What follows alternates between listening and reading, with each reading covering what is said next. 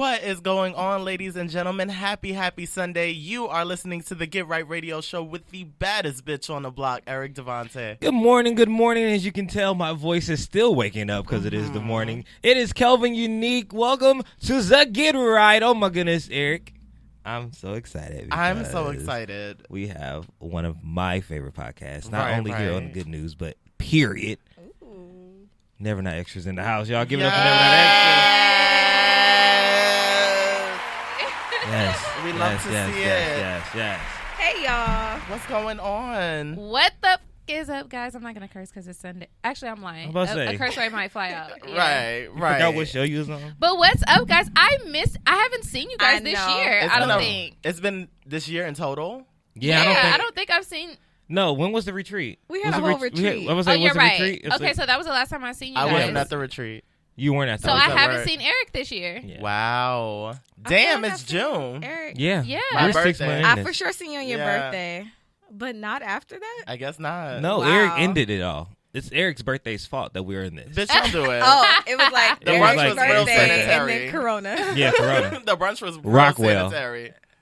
Let's sue Rockwell. I was fine. Up the world. Yeah, but then we can't go back for brunch. This is true. And then they have that one brunch. Lovely waitress that's my favorite. I've only been there twice. No. Where did you go for brunch again? Rockwell. Oh, okay. It's so cute. You been to Rockwell before?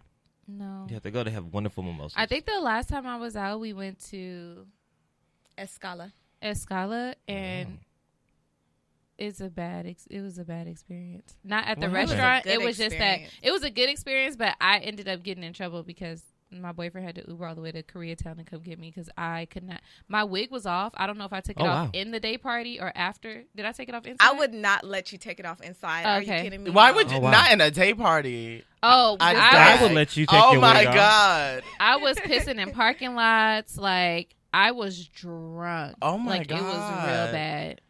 My keys And that was got the locked in the last car. time. Yeah, my keys got locked in the car and everything. Jesus Christ. Yeah. Damn, you did bad. I don't know what happened. I was supposed to have 2 mimosas and 1 drink at the day party. We ended up having like 4 mimosas and like vodka and tequila shots all at Escala before we even got to. Mm-hmm. Yeah, it was real bad. So that's why I don't pregame with my friends no more. And they get mad at me. Well, why not? Because they know that I'm a lightweight. This is not a secret. Like, everybody knows that Kelvin is not a drinker. So if I do go out, sometimes I'm drinking like wine. That's like what it sustains me through the night. Or I give me if I'm not drinking at all, I give me a cranberry and Sprite. So they know if they can try to get me at the pregame, then the rest of the day and the rest of the night is going to be flowing. So like, oh, come on, let's take some shots. Oh, here, Kelvin, here's a little edible. So now I end up falling for that trick, and then here we are. Y'all know Kelvin loves an edible now. Oh, me too. Yeah. Well, you've been on the way, but Kelvin is busting them shits down like Captain Crunch. And I don't know when the transition began, but now they soothe your soul. So really quick story. Do you guys remember well, of course you remember when you guys had your live show / music video? Yeah. Okay. Did y'all notice that I started wigging out in the middle and just walked out and left the whole show? Yeah. You did? What happened? We was drinking Capriccio. We were drinking Capriccio and it was super hot, but then I had ate some edible with Keith. Let me tell you how small this edible was. It wasn't small to me. I don't smoke. And then all of a sudden it was just like everything was, I couldn't hold my cup. I was like, Keith, please come take my cup. Like, it's about to fall. I'm about to spill it everywhere. And I started wigging out. And I had to walk out because I didn't know what was happening. And then I was in the car. I was mad, yelling at my mom because she wasn't listening to me. She was trying to ask me what I ate, but none of that mattered. I just needed to get out of where I was. This moment. And Simone came to get me. She was like, I was still wigging out. She was like, let's just go get you some food. I don't know if you ever take edibles on an empty stomach. Yeah. But it's like, no. So I had an empty stomach and I had drank Capriccio. Experience. We had our own bottle of Capriccio and edible, and my stomach was empty. So it was just damn. Capriccio kind of has a drowsy effect. I don't know if y'all drink it before. I don't know what Capriccio is. I thought the whole time I thought you were talking about Calypso. Not Calypso. You know, like the like, little ghetto. When it first came out, it was like a lot of black people on social media saying like, okay, trying this out. And then they would come back like, nigga, bruh, I was so faded. So it was like a viral thing. Okay. People tried. But it's like, it makes you a little bit drowsy. I don't want that. Yeah. On my list. I don't want to like Be sleepy. It's like a wine. Yeah. Well, it is wine because it's sangria, but yeah. But just don't do it because just don't drink alcohol anymore. I was twerking at people in traffic. Well, that's fun.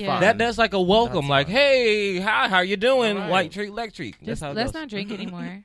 Okay. I said that last night. I was at someone's birthday party. Shout outs to Sunshine. Happy belated. Sunshine. Oh, I know her. Mm-hmm. Yeah. So she hosted this pool party in the Hollywood Hills, and after coming off a month of like not drinking, it really sits in my stomach now, and I feel it, and I'm just like, this shit ain't it. Like, maybe I should cut drinking, but I'm like, that's so extreme. I'm only 26.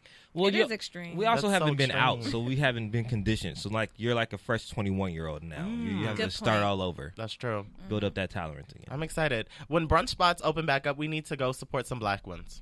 Absolutely. Well, we do. Well, I don't go to brunch that much. You do. I don't go to brunch that much. But when I do, y'all can put me on. Fuck you for trying to shade me. I'm just saying, I stay at a good everyday people. Oh, yeah, you were preaching that. Damn, I'm really not getting my shot at everyday people. Yeah. I've never been. Yeah. After this, bitch, ain't a single function you can tell me about them not pulling up to. This is over. That's it. What? I'm pulling up. Oh my gosh, you have a bar mitzvah. Everywhere. I'm coming. Yeah, everything. Girl, we ain't even friends. Bitch, fuck you. I'm still coming. I'm going to everything. Mazel tov. Where's the plates? Let me. Oh, that's the wrong place. I'm about to say, this is Greek. Do they do that too? We don't have plates here. What are you talking about? Where's the plates? I'm going to every function. Okay. Yeah. Quinceañeras. I am going there. I have my cowboy boots ready. Yeah. I've never been. I was in one. Really? Yeah. What's the difference between that and a Sweet 16? Quinceañera is very traditional. I think it's rooted in like Catholic religion because we have to do like the whole church thing. But like you do like a dance. It's like a choreographed dance, and then there's a dance with like the girl and her dad. It's like ceremonial. Okay, an early wedding. Yeah. That's because she's going like a cotillion. It's wedding budget for sure. Yeah, I've seen. And the wonderful dresses. Gowns. Yeah. Where's mine? Beautiful. Okay, great gowns. Period, Aretha. Yes, I'll let the quinceañera. She knew what she was talking about. So, how are you ladies? First, thank you so much for joining us today. Thank you for the invite. What's going on? Talk to me. Whatever. I'm here. I think I go like back and forth between like what's going on. I've had like my random breakdowns of things going on. I've been going to therapy just for my own personal mental health. That's good. Thank you. And honestly, just been working still, thankfully. Thank the Lord that my job is still open. So I've been working from home. And I picked up a new skill of doing nails. That's good shit. So, yeah. How does that start? So, like, do you start on yourself? How many nails have you fucked up? None so far, luckily. But I'm still practicing, so that's why I haven't been taking I've only been taking like customers that I know, and not just taking like anybody because I'm still practicing. So, I do it on myself first. Like each technique I do on myself first, and then those are the only options that I give to people that come to me to get their nails done. Unfortunately, I couldn't keep mine on because everybody kept making. I had appointments half of last week up until Friday night. They kept canceling on you? No, I couldn't do their nails with my long ass nails on, so I had to take mine off. So I could do their nails. That's why at the nail shop they never have nails. Have you noticed that? Yeah, I'm probably just gonna have to do like dip powder on my natural nails, but that's an important job. I'm gonna show you pictures before Please we leave. do. Yeah, we'll put a slideshow up so everybody can see it. No, but that's like an important job because I feel like to black men, the barber is like our god. Yeah, and I feel like for the black woman, I feel like it's hair and nails. Like if your nails not right or if your nails are messed up, you like mad for like the next 2 weeks until your acrylic wear out. And that's like a different woman when you have a fresh acrylic set. It's like it puts it in you like right, bloop, bloop. Right. Yeah, because y'all be real calm with them hands when the nails not done. Be just like real humble. right, in the pocket. I normally get my nails done every 2 weeks, but then when I realized that the quarantine was going to be like some real shit, I was like, oh. So I've spent like $600 on Amazon. Yeah. Oh wow. I actually bought. But I've made $100 back so far doing nails. Go ahead. Okay, that's good. Yeah, that's good. What's the name of your nail business? I don't have one. That's a good question. Everyone keeps telling me to create a page, but I just don't want a whole bunch of clients because I'm not doing house calls and I'm not letting nobody come to my house right now. Oh, wow. So. Oh, okay. Start off small. Wow. Yeah. Yeah, just the now. Once I perfect it, then I'll be like, oh, okay. Mm-hmm. I'm doing her nails for her birthday. Her birthday's next week. Ooh, dirty 30. Oh, what are you doing for your birthday? I'm having like a small Airbnb girls' night in Jammy Jam. Very cute. Mm-hmm. Yeah. I mean, I had to adjust for quarantine. Yes. So, okay. Yeah, because I was like, I don't want to be in the country when I turn 30. I want to be in the ocean on a big boat, or I want to be on the beach. But I'll be on a beach. Right. It's just going to be A smaller local. boat. Right. No, but that's good because now you get to spend it with people that you really care about and people that you really love. So it's like it's more intimate. Yeah. I spent it by myself in my living room, so I feel it. Well, I'm just glad bitches so is done with Zoom parties. Like I couldn't go to another. were you over the Zoom thing? I don't. We still do a house party every Sunday with my friends. It felt intimate. The Zoom parties? Yeah. They're okay, I was going to but do it's Zoom, just like, but she told me no, so I just did it on live, but then embarrassed myself. Yeah. I saw You that. didn't embarrass yourself. I did. It was good. Not that you embarrassed yourself. I just saw the live. Yeah. You saw that I was a drunk, hot Absolutely. piece of mess? Yeah. Okay. I Just didn't like put you were all having those a good words time. in there. I just said absolutely. See, we used to do like Zoom destinations though. Like one day we would all dress in our swimsuits and then we'd be at the beach. And then one time we went to Dubai. So that's we a all, lot of effort. we all was But like if your friends are bored too, Yeah. you ain't got nothing else to do. That's fun. I just feel like if we can't go to the function, don't taunt me with this Zoom shit. Like bitches is drinking in their room and it's giving AA. I'm like, That's the problem. So y'all gotta go. You gotta drinking in mentally my go room is somewhere a else. little- I can't. And then I think when you drink by yourself, because you kind of like when you go to a BYOB party, you bring your bottle, so you feel like you need to drink your whole bottle. Yeah. So now that you're on like the Zoom and you say, "Well, I got a bottle," you finish that whole bottle. Because you're the only one drinking it. And bitches is like, why you babysitting? And it'd Well, be girl, 3 it's about hours 42 later. ounces. I should this is a lot going on over Yeah. here. Yeah, that's why I don't like BYOB functions. I'm like, okay shit, I with bought that, so I need to finish that before. I'm gonna take this back. How you been? I don't think you answered. Yeah, how you been, Money? Oh, I've been good. You know, obviously I'm black, so I've been not all the way good. Right. But other than that, and like educating myself more since I have more free time, I picked up running as a thing. That's good. I'm not fast yet. I don't have the most, I don't have the most endurance. I be seeing my friends be like 6 miles down, and I be like, "What? How did you run 6 miles in one day?"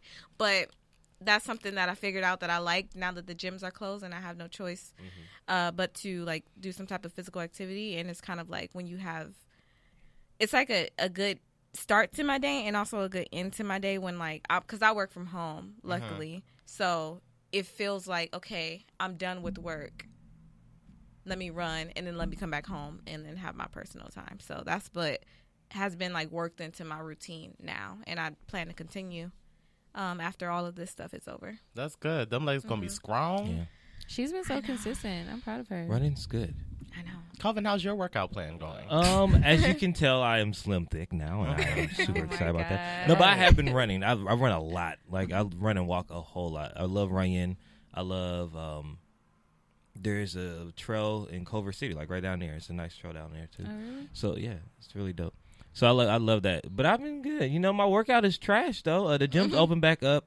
My gym's open today. So we'll see. Wow. I won't be going next week. I'm going to let them figure out how they're going to clean stuff. And then I'll go back.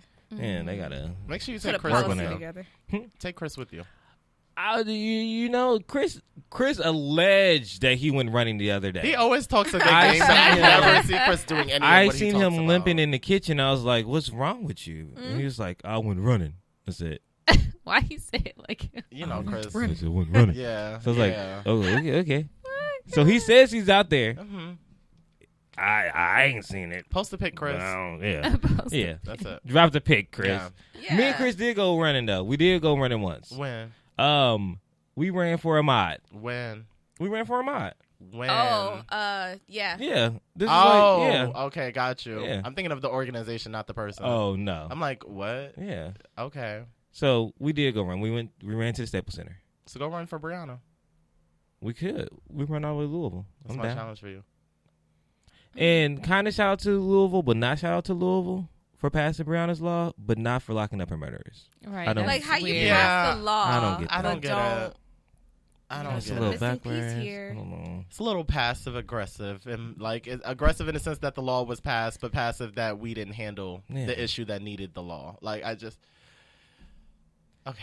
Yeah, I've already got into it with somebody because of that. Because I was like, I had posted them like passing the law, and I was like, okay, but when they arresting the officers though, like with the thinking face, and they were like, oh, like why can't like I feel like some people just want to be angry, like just be happy about what's happened. And I was like, you can't give me no like here you go coon chip. Are you happy now? No, fuck you. Like that don't mean shit to me. Emphasis on fuck you. Okay. Like giving me all these sides with no meat. Everyone's just pissing me off as of late. I'm so sensitive. Mm-hmm. I'm so sensitive. Like, yeah, always. Just like bitches say hi the wrong way, and I'm just like, oppression. And then like it's a lot. I need to call my therapist. It's okay though. Say hi the wrong way. Yeah, like I'm not even like this. All right, ladies and gentlemen, it is time for Bitch You Better Read. I hope I don't get angry reading. What's my baby word? That position was trash. It was, but it's because you didn't move fast enough. You got to stick and move. I had to press the button. It's okay. I appreciate you. So, number one. I love that y'all know what it is. Because the rest of our guests just be letting Kelvin fuck his vocal cords up. I'm like, damn. So, Merriam-Webster is changing the definition of racism to reflect systematic oppression after a young woman's campaign. So, after a woman's campaign for the dictionary publisher to redefine the word racism, Merriam-Webster is now changed. Golly. Click the down button once and change the story. Shit. Okay. Wow. After a woman's campaign for the dictionary publisher to redefine the word racism, Merriam-Webster is now changing their definition, which will reflect systematic oppression. The 22-year-old protester and Drake University graduate, Kennedy Mitchum, called for the change, citing people who use the dictionary definition to argue that something is not racist. Mitchum wrote in an email, "Racism is not only prejudice against a certain race due to a person's color of their skin, as it states in your dictionary. It is both prejudice combined with social and institutional power. It is a system of advantage based on skin color." Merriam-Webster editor-at-large Peter Solowski. What the fuck is your last name, Peter? It's Solowski. S. Are they Peter S. Peter, enough. Solowski. The editor, Peter S., says, "This entry has not been revised in decades." He adds that the new definition would be an improvement of the wording. Additional editors say, "We have concluded that omitting any mention of the systematic aspects of racism promotes a certain viewpoint in itself. It also does a disservice to readers of all races." The current definition in Merriam-Webster reads, 1. A belief that race is the primary determinant. A belief that race is the primary determinant of human traits and capacities, and that racial differences produce an inherent superiority of a particular race. 2. A doctrine or political program based on the assumption of racism and designed to execute its principles. B. A political or social system founded on racism. 3. Racial prejudice or discrimination. Okay. Solowski. Yeah, I don't like his last name. Sounds like he got money, though. I don't like his last name. That's definitely an old money. Yeah. Yeah, his rich money. His grandparents owned slaves. So, wow. I said everything makes me angry. No, I really don't like Peter. So how do y'all feel about the change in the definition? I really don't give a fuck because I know what it is, and I just feel like white people try to do anything just to still have some type of control over something when it's not about them. In my personal opinion, like no, I don't. I get that. It's like I don't give a fuck about what you're changing in the fucking dictionary because I know what racism is. Period. I feel like they still gonna find a way to be like, that's not racist. Like, still find a way around the definition and be like, well, yeah, it's because of this. To try to validate shit. You can validate my foot in your ass. It's Okay. Yeah, I think I appreciate them and their effort to change the definition in the dictionary, because that is what people read. That's what people learn. That's what our students will learn. Our children will learn. But I think that it's good to have it in there, but until it's in our hearts of everybody, it's okay. There's so many words in the dictionary, but we put power behind these words. Yeah. So if this is step one, I appreciate it. But everybody that says I'm going to look it up in the office, what's your office culture? Yeah, like, we can nitpick logistics. However, like, we also have body cams on police officers that commit crimes and kill black people. And we have the footage, and we still have to go to court and see if there was a reason behind, or look into a person's background. So it's like, what does it really mean if we're going to be nitpicky and still argue the facts? Not we, they. Right. Yeah. So it's just like, for me, it's like, okay, I feel like that. This is what's happening right now. There's like a little checklist of what we can do to make it look like we're doing something versus actually doing something. Like these little kente cloth ceremonies. All right, we done took a knee. That check. shit. I done put kente cloth on. Check. We did a little actor's monologue. Check. But we ain't doing no law. So let's see how much we can get before they're happy enough for us to go back to how everything is. Because you see, they try to reopen everything. I'm sorry, I'm getting real Amanda Seales, but here we go.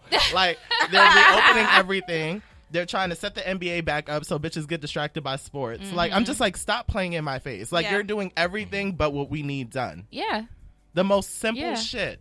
Look, that's what I was saying, like, last week, about companies posting these black photos or making a nice broad statement. Right. Or donating money to the NAACP and all these other African-American organizations. I don't give a fuck about the NAACP. That's a white-owned organization. We're not going to talk Is it white-owned? I'm not even going to get White into people it. started that shit. I'm not even going to get into what they are actually doing. Yes, they did. That was something that they gave to us. This isn't even my It's not your phone. phone. This is my phone. But I was like, it's great that you're throwing money. Right now. It's great that you're throwing money at all these different organizations, all this stuff. But what are you doing in-house that is going to make sure things are great? And I also was talking to my friend Josh, just basically saying, like, okay, I like the Serena Williams, Ohana, what's his name? Alexa, like stepping down from his company that he founded so a person of color can get in.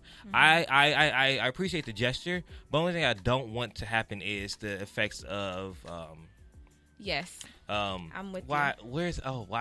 Affirmative action. Yeah. Affirmative action. Like, okay, now affirmative action was great, but also kind of hurt people too, because now you're only here because I have to fit a quota. And I don't want people to start to put people in the places just because we need to have a black on the board, or we need to have an Asian American or a Mexican American here on the board to save face. I don't want it to be because of my skin that I got the job. I want it to be because of me and my merit and my character. You don't want it to be forced. It should just be organic. Exactly. Like, you chose me because I'm better for the I'm job, that damn good. and you're not biased by your own idea of like who is superior.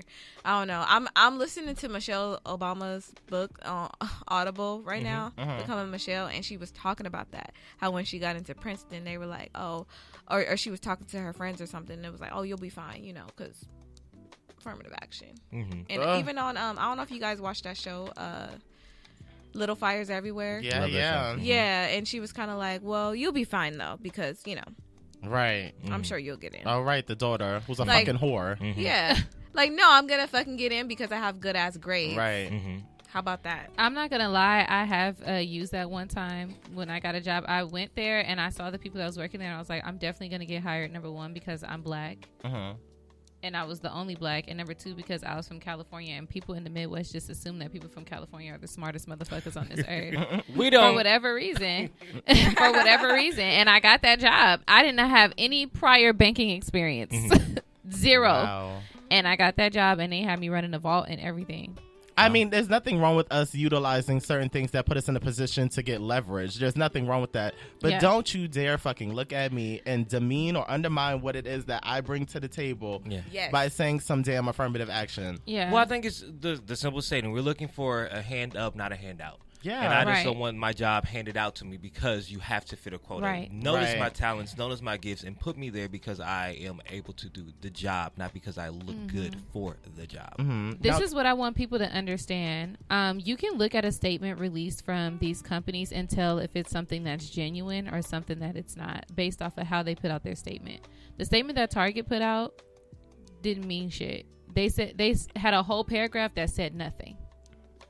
Like, it didn't say. They basically were talking about like their own employees. Yeah, they didn't say shit about. That's what I took from it too. When versus Amazon, he released a statement and basically was like, "This is wrong. I'm taking a stand against systematic racism." Like, he actually put the word. You know how people like how people that are like I don't want to say fake Christians, but people that still want to be like in between, like not full Christian, but they just say God or the man above or whatever. They don't say Jesus or Jesus Christ. That's kind of like how people have been putting out their statements. They don't say black people. Right.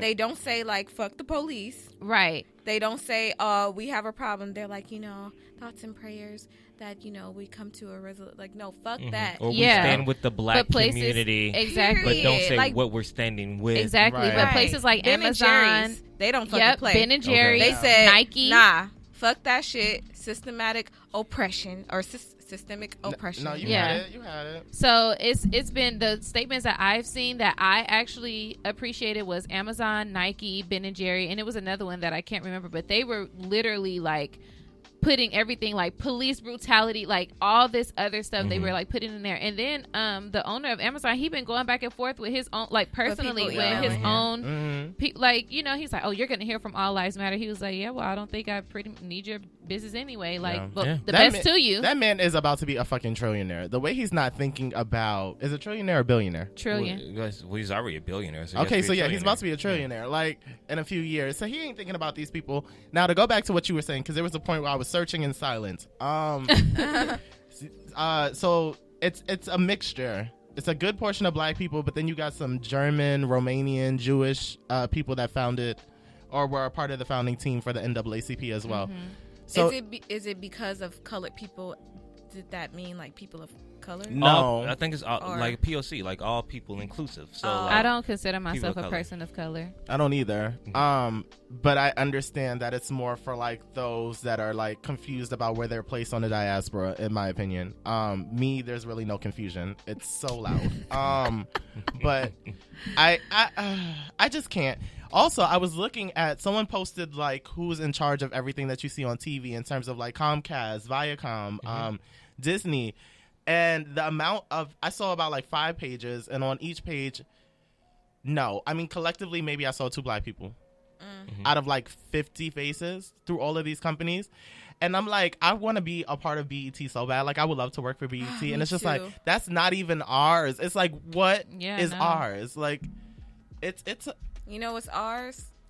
Fucking this shit and like independent YouTube series. Yeah. That's what's ours. Yeah. How do you guys feel about all of a sudden? Now, if you have like Hulu, Netflix, things like that, you know how they have the different things like because you watch this or popular on this app, all this other stuff. Now, all of a sudden, they have specific black things like black lead movies or this and that. Not saying that I don't appreciate it, but how do you guys feel about them putting it on there now? Well, strong black lead was already a thing. Yeah, I appreciate that. For a long time. Yeah, on Netflix. Yeah, okay. It's like a because Hulu just added a tab that was never there before. It was never visible. I just followed them on Twitter, and they would like it's a girl named Jasmine, and they like work to advocate for like black content. Okay, so that's been on there, but for stuff, this whole like black experience, it's like I do appreciate it. It's a nice gesture, but did they do this for Black History Month? Not to this extent. Not to this extent. It was like as soon as Black History Month was over, they already started taking it off. As a matter of fact, because sometimes we go from Black History Month straight to Women's History. So as soon as March 1st happens, we transform it. I don't know, but to answer your question, like I don't know how I feel about it. I'm excited that these stories are going to be heard and these stories are going to be seen. Right. But I also don't just panhandle. Like just that's what I'm saying. Like I feel like it should have been there already because we're black every day. We're not just black because this shit fucking happened. And I understand that you can't like acknowledge black people all the time. It kind of is like, like it would be a little weird. They put white history on shit all the time. I don't give a fuck about any of that. No, but shit. I mean, like Netflix essentially is like a full thing. Like we're gonna, like for Pride Month, we're gonna celebrate these LGBT movies, right? So it makes sense to like have it at a certain time, but it's like I'm like a lot of it from a lot of companies comes off like. I just feel like it should be presented all the time at all times. I feel like it should be an option at all times. I don't think a category? I don't understand why it can't do that because it's like at all times they have white history on there of all these documentations of how white people just went to everybody other country, was fucking them up and killing people and doing all this other stuff. They have all that history on there at all times. They don't just have, because that's just considered American history, but ours has to be like specific. It should just be that all the time. Absolutely. Like, even like they should have African American, they should have Hispanic, they should have Asian. I feel like representation matters. No matter how different you are, you should be able to see yourself in the media, which is why I got in the media. I believe that I want to see me and I want kids to see themselves. So yes, I do believe we should have African American tab, but I think if we're going to do this now, make sure everybody else has it. Don't just do it for this month until everything the riots is down, over. And now we got to literally search it really deep in the Netflix history or the queue. Like, make sure that it's able for everybody to see, and also make different categories for everybody. Yeah. Well, and as we're celebrating Pride Month, make those intersexual things. Intersections. I knew what you meant, but yes, absolutely. It's been since February. I'm sorry. Yeah, no, that's important. Okay, number 2, because I know that all of these things intertwine in their own ways, so I feel like they'll all provoke the same type of conversation. Okay. Especially number 2. Number 2. Number 2. Oh, sorry. Number 2. Nobody was with me. It was a little rusty, but it okay. So reparations proposal for African Americans passes the California Assembly and heads to Senate. Ooh. Yeah, let's see what they're talking about. So the California Assembly passed a proposal to assemble a task force that would study and prepare recommendations on how to give us black folk reparations. According to CBS Local, the bill advanced with a 56-5 vote as protests nationwide over police brutality re-energized the movement for racial justice and activists pressed for sweeping reforms. It is a top priority for California's Legislative Black Caucus. Assemblywoman Shirley Weber, you know she black. Okay. Assemblywoman Shirley Weber, a black woman from San Diego, responsible for the proposal, said the study would reiterate California's history of abetting slavery, even as it joined the Union as a free state in 1850. The discriminatory practices of the past echo into the everyday lives of today's Californians, said Weber, who leads the Legislative Black Caucus. According to reports, if the bill passes, the Senate and it... Oh, sorry, I read that wrong. According to reports, if the bill passes the Senate and is signed into law by Governor Gavin Newsom, a group of 8 people would look into who is eligible for compensation and how much they should receive. 8 people? We never can get that. This process would start no later than June 2021 if the bill is signed into law. Another piece of legislation passed Wednesday when the proposal to repeal California's affirmative action... Wait. I'm not using the commas right. Another piece of legislation passed Wednesday when the proposal to repeal California's affirmative action ban passed the Assembly. This will be decided by voters in November if the Senate approves the bill by June 25th. As you know, the U.S. knows all about reparations for other groups of people. There were 120,000 Japanese Americans held at intermittent camps during World War II. Because of that, each surviving victim was paid $20,000 in 1988, while also receiving an apology. We seem to recognize that justice requires that those who have been treated unjustly need the means to make themselves whole again, Weber said. So in other words, we need the money to feel a little better. Okay, so thoughts, reparations, how much should it be? I'll believe it when I see it.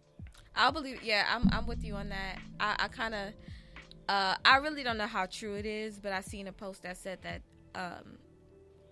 other groups that were wronged by the European immigrants were compensated, but we were not. And they were saying, like, because if we were compensated, shit would turn around and the wealth would be on us because we are owed that.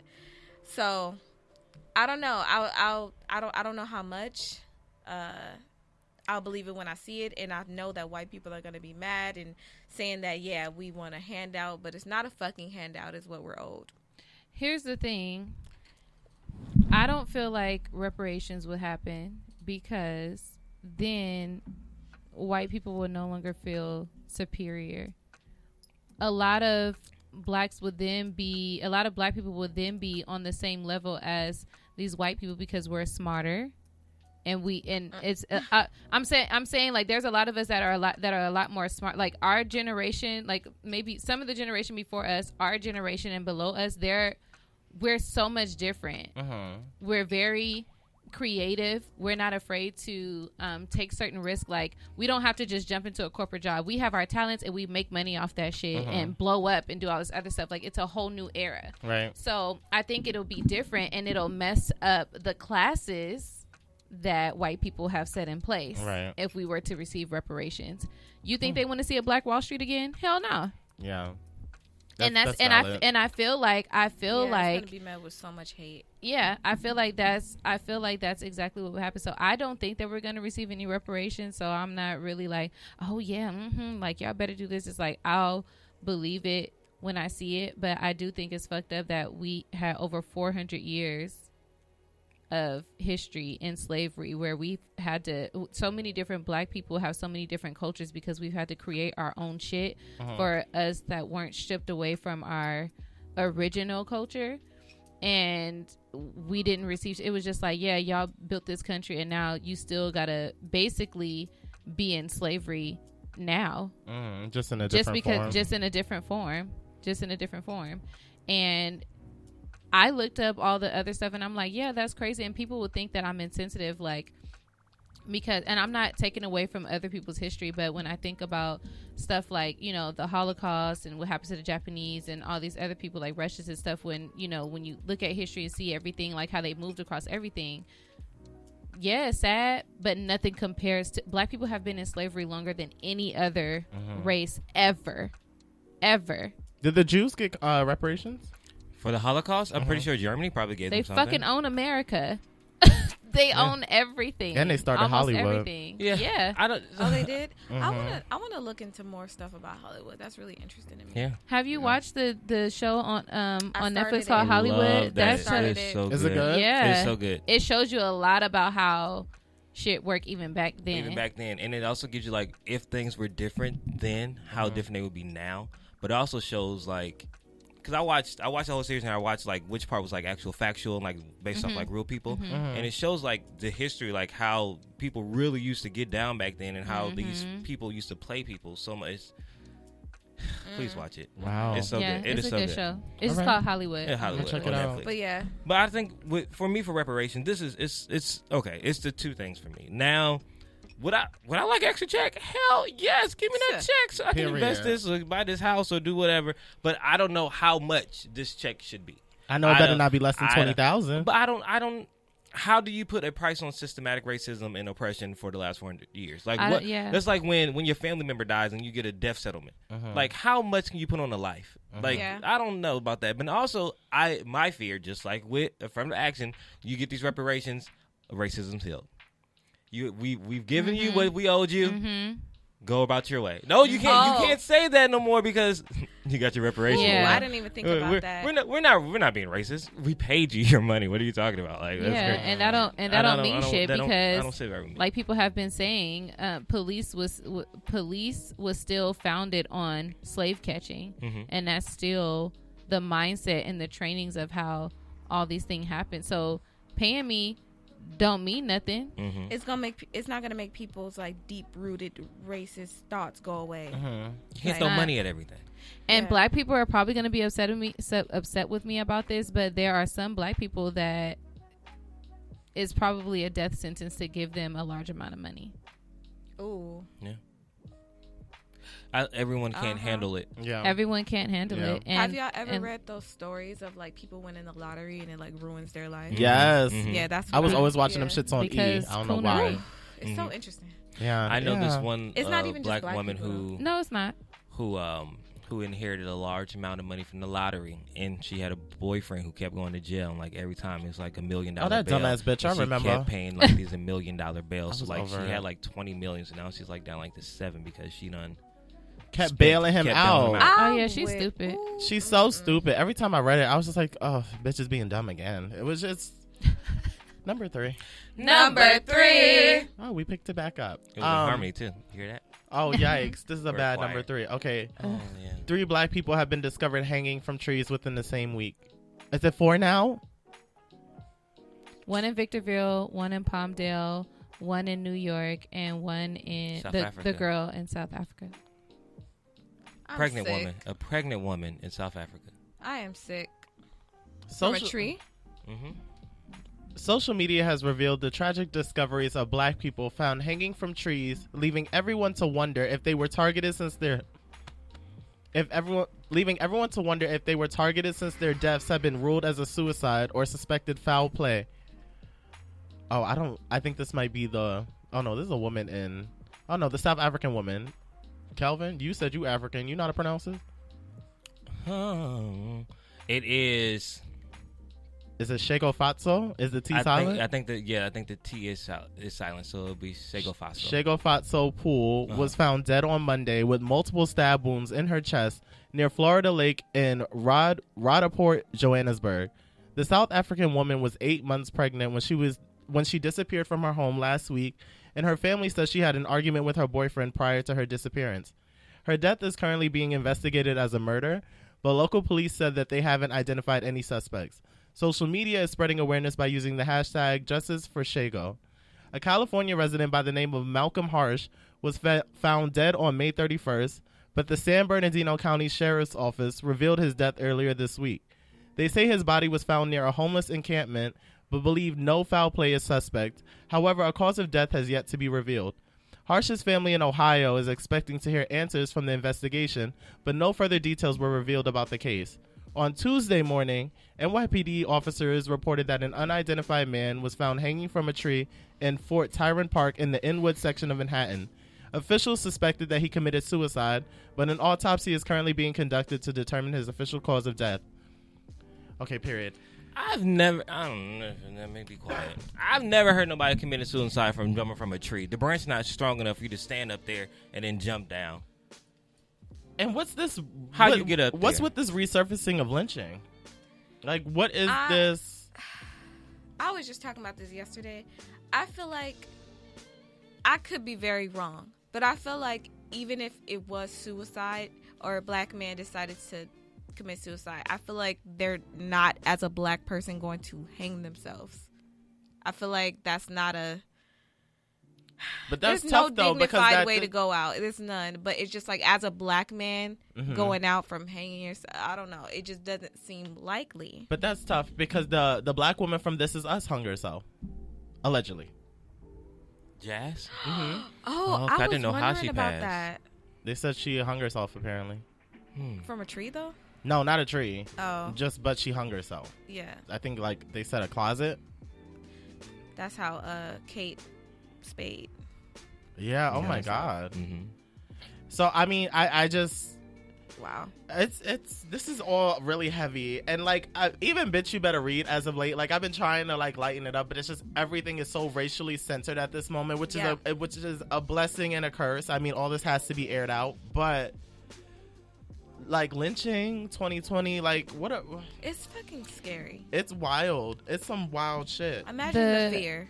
The thing that makes me angry is that... Sorry, I don't want to cry. The thing that makes me angry is that it's like... I don't understand how people can still argue this shit. You know what I'm saying? Like, and it's not just... Like, people are acting like all this stuff is just happening just now. Like, this shit has never stopped. It's never stopped. And then I feel like it's more disrespectful to just try to tell us some dumb shit like, oh, it's a suicide. Like, think about all of these very vocal black activists that have supposedly committed suicide when they're at the peak of things that they're doing and making a change and stuff. You think all of a sudden they've been fighting all these years and then they're just going to commit suicide. Right. You know what I'm saying? Like, and I feel like now I feel like there's like this secret society of white people who are just like randomly who are just randomly like finding black people when they're by themselves or something and hanging them and doing this. And some people will argue like, oh well, that's just conspiracy. It's not just conspiracy. KKK is real. It's not just conspiracy. There are people doing this, and for this to happen, like in cities where there's cameras, there's streets, none of this, if this was happening to white people, we would have somebody to blame already. You get what I'm saying? Like, and so this thing it's just crazy to me that people still have the right to argue this dumb shit about all lives matter and, oh, this is not happening, and, oh, people do commit suicide. Yes, people do commit suicide, but that's not, I don't think that any of this is suicide. I think that Just like I think white people are the ones kidnapping our black children everywhere. It's not just sex trafficking.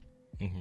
Like, I truly believe that, and I truly believe that it's like this protected white supremacist community that is all over. They're all a part of the same thing, and they take black people and they kill, because it's supposed to. They're upset that now we're speaking up. They're used to us just shutting the fuck up and saying okay, and oh, we gave y'all some new Jordans and a new iPhone. Okay, we quiet for now. We gave y'all some new sports. Okay, we quiet for now. But now don't nobody give a fuck about that shit. Nobody fucking cares. And now that we're actually speaking up and we fucking shit up, 18 countries was protesting, all the like outside of have our own the U.S. too now. Things are not shaped by the big guys. We can take out our phone.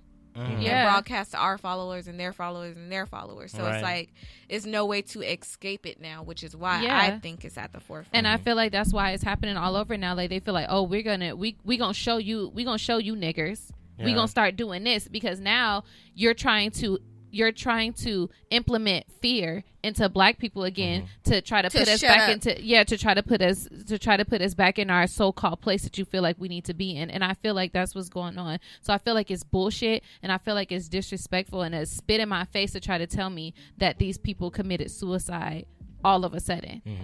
You know what I'm saying? Yeah, I agree totally. I just think that what we have to be careful with when we are telling these stories is, I hate that people don't put all the facts out there.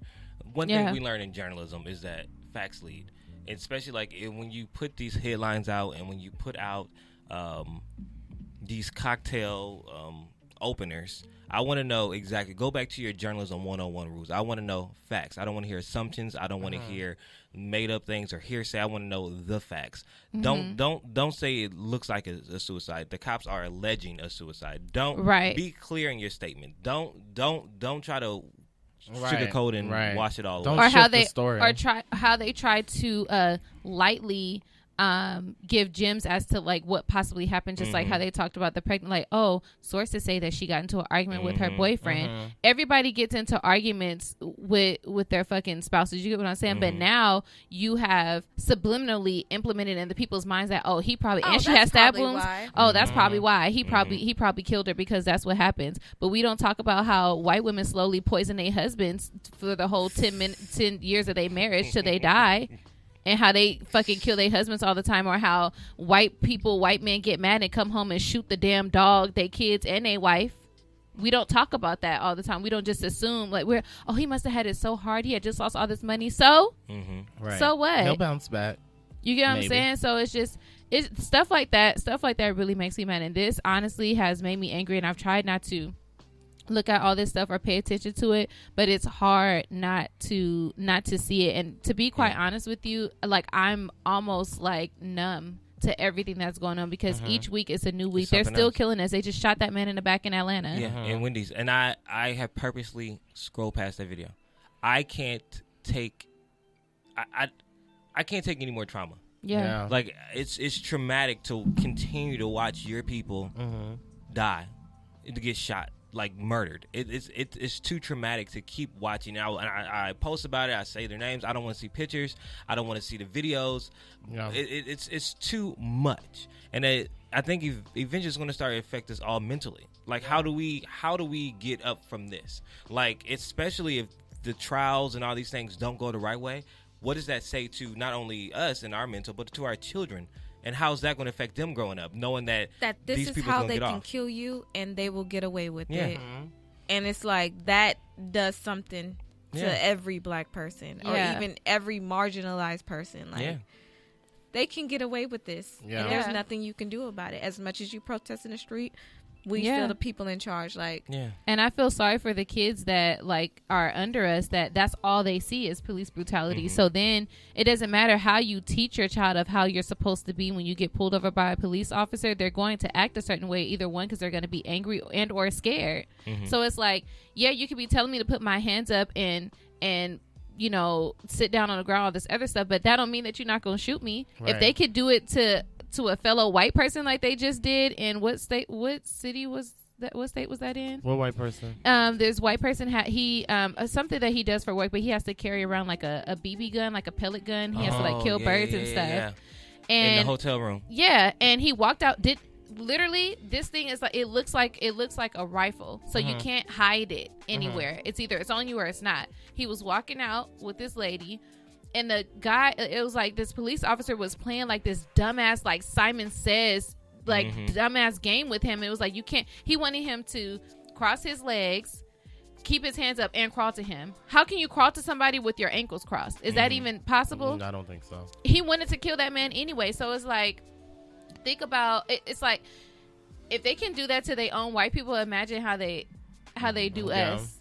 You get what I'm saying? So it's like, and then they want to say like, oh, this person was resistant or they weren't listening to commands. But it's like, I don't want to listen to you either if it doesn't matter what I do. I could call the cops and you could kill me, and I'm the one who fucking called you. Right. You get what I'm saying?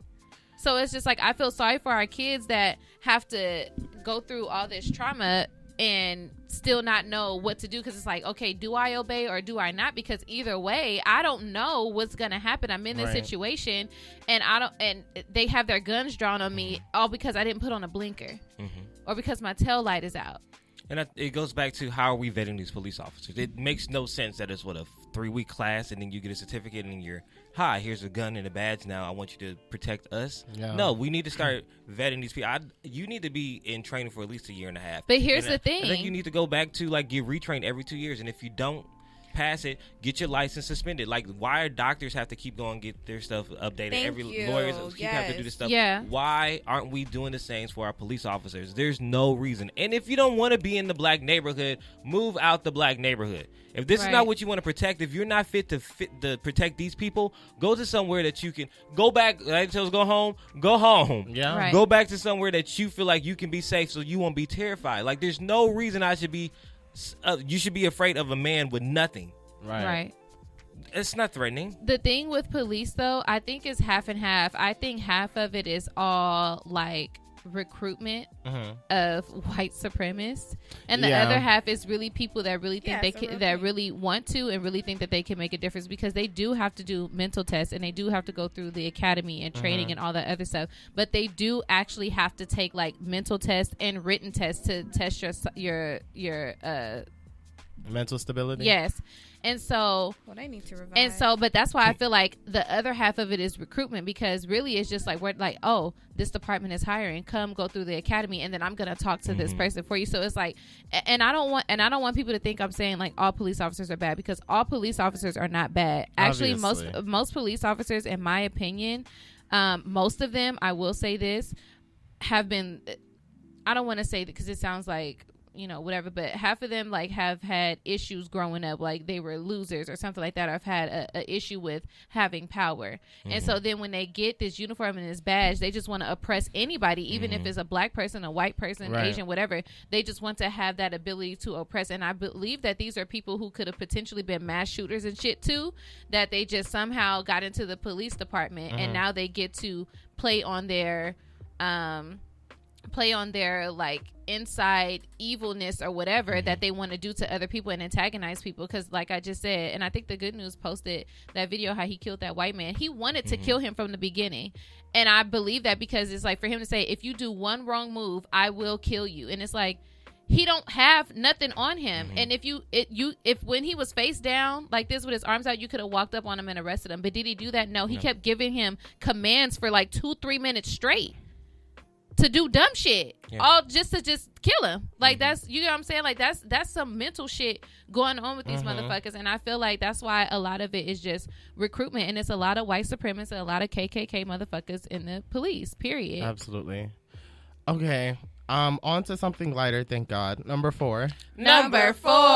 B. Simone says her man can't work. Number 5. Look, I'm afraid what number 5 is at this point. I picked all these drunk, and I see like, hey, that's good. I don't like her. Okay. B. Simone says her man can't work a 9-to-5 job. He can be a hustling entrepreneur. B. Simone got her money up, and now she's looking for a man with the same type of bag. In an interview with Nick Cannon, B. Simone gets candid about the type of boyfriend she wants. And she makes it clear that he cannot work a 9-to-5 job.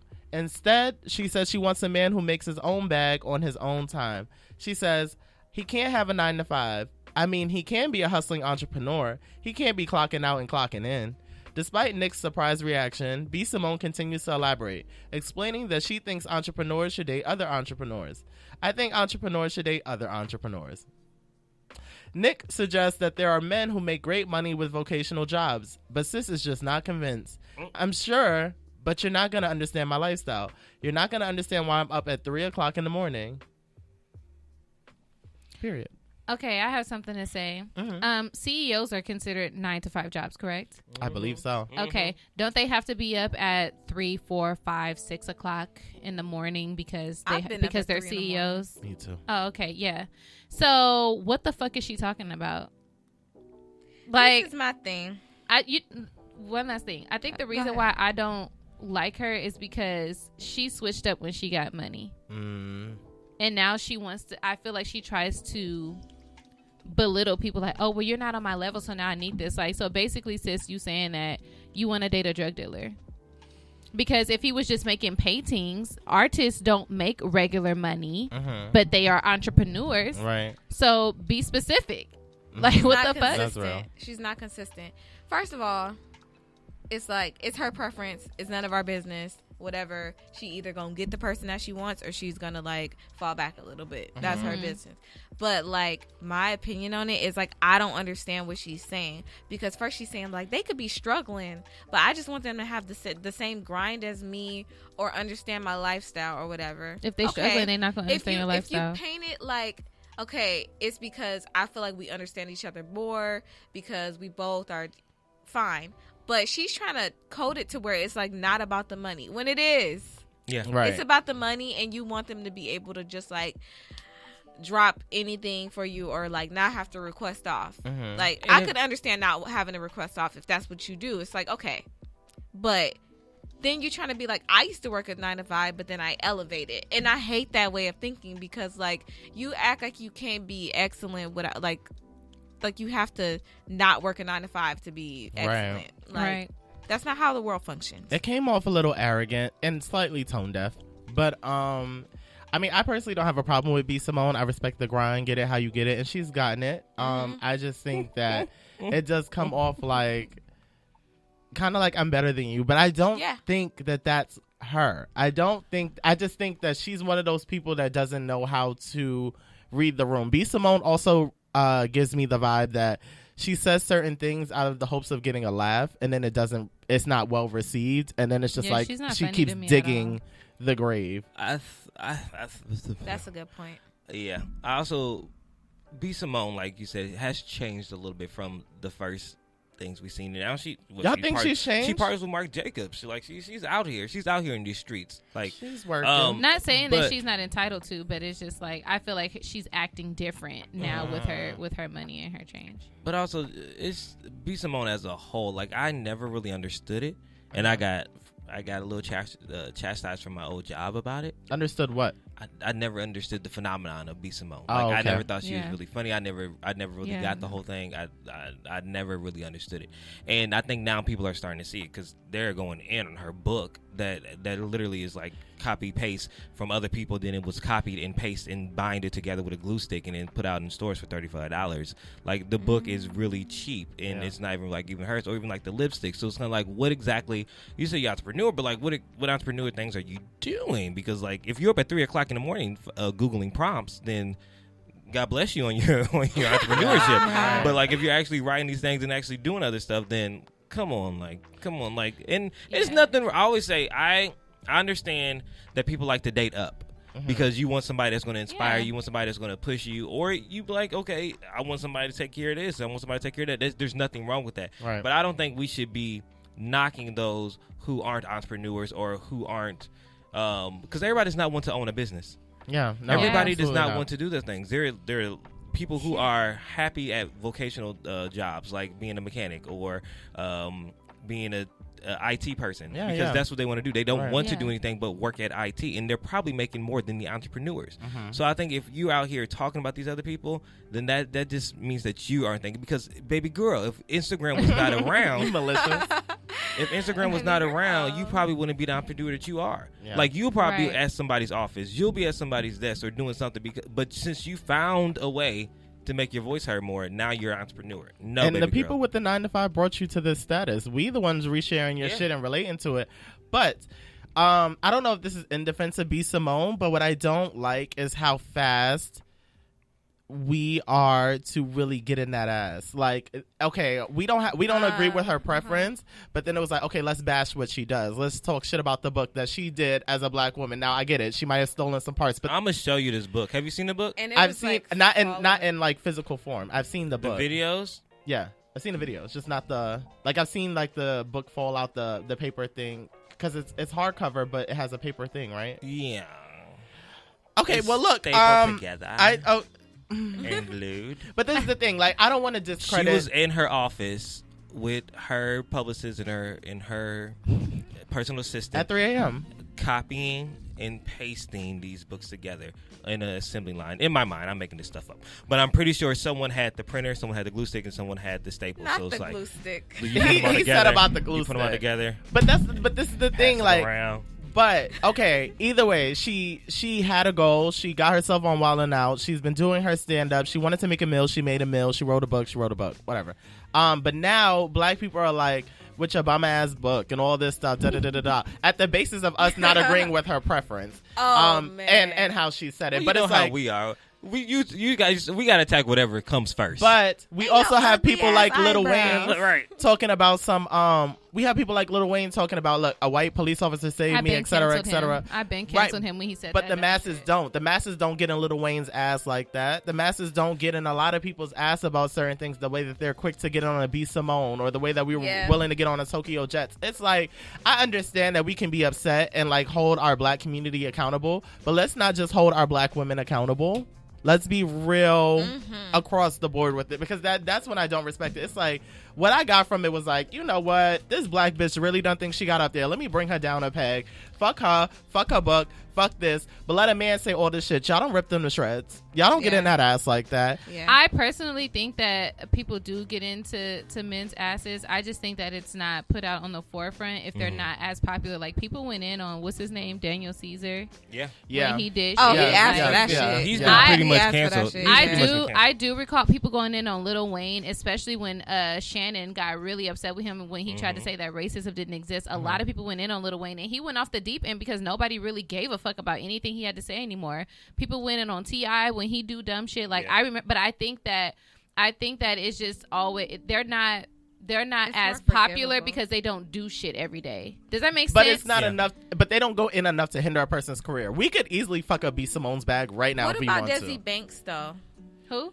I think part of that was tensions were very high. Desi Banks, a comedian. Desi Banks. He had put like some shit about looting, how like this is protesting, this is a crime, and then he lost like 10,000 followers. Or was this the one that was working with Just Hilarious at a point?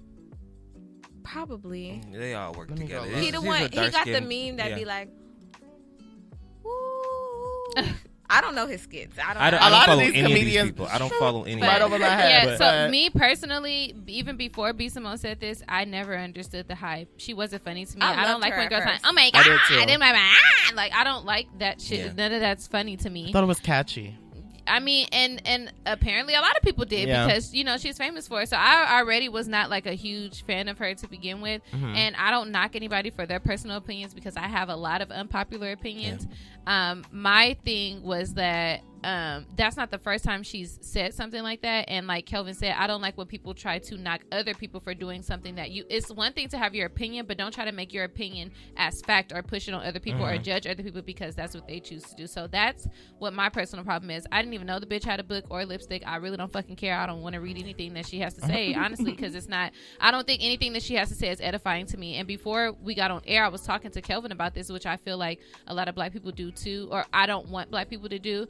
Being pro-black doesn't mean that you have to be blindly pro-black. It doesn't, because it's like black people are gonna do things that are wrong and are gonna say things that are wrong, and you need to call them out on it just like you would do any other white person or whatever, because just because they're black doesn't mean that they're for us, and it doesn't mean that they're ally, in my personal opinion. No, absolutely. I agree. So I tried to tell people, like, okay, I get it. Yeah, B. Simone made it from, like, good for her. Like, I'm proud of anybody that can, like, make it from, you know, where they was to, like, doing it now. But don't, now that you're up here, don't knock the people that are at where you used to be now because you feel like you better than that. I don't like that. I get you. But where's the line? Because I totally feel you on that. But then it's like, where's the line between, like, wanting better for yourself once you get to a certain level of, like, and that being fair?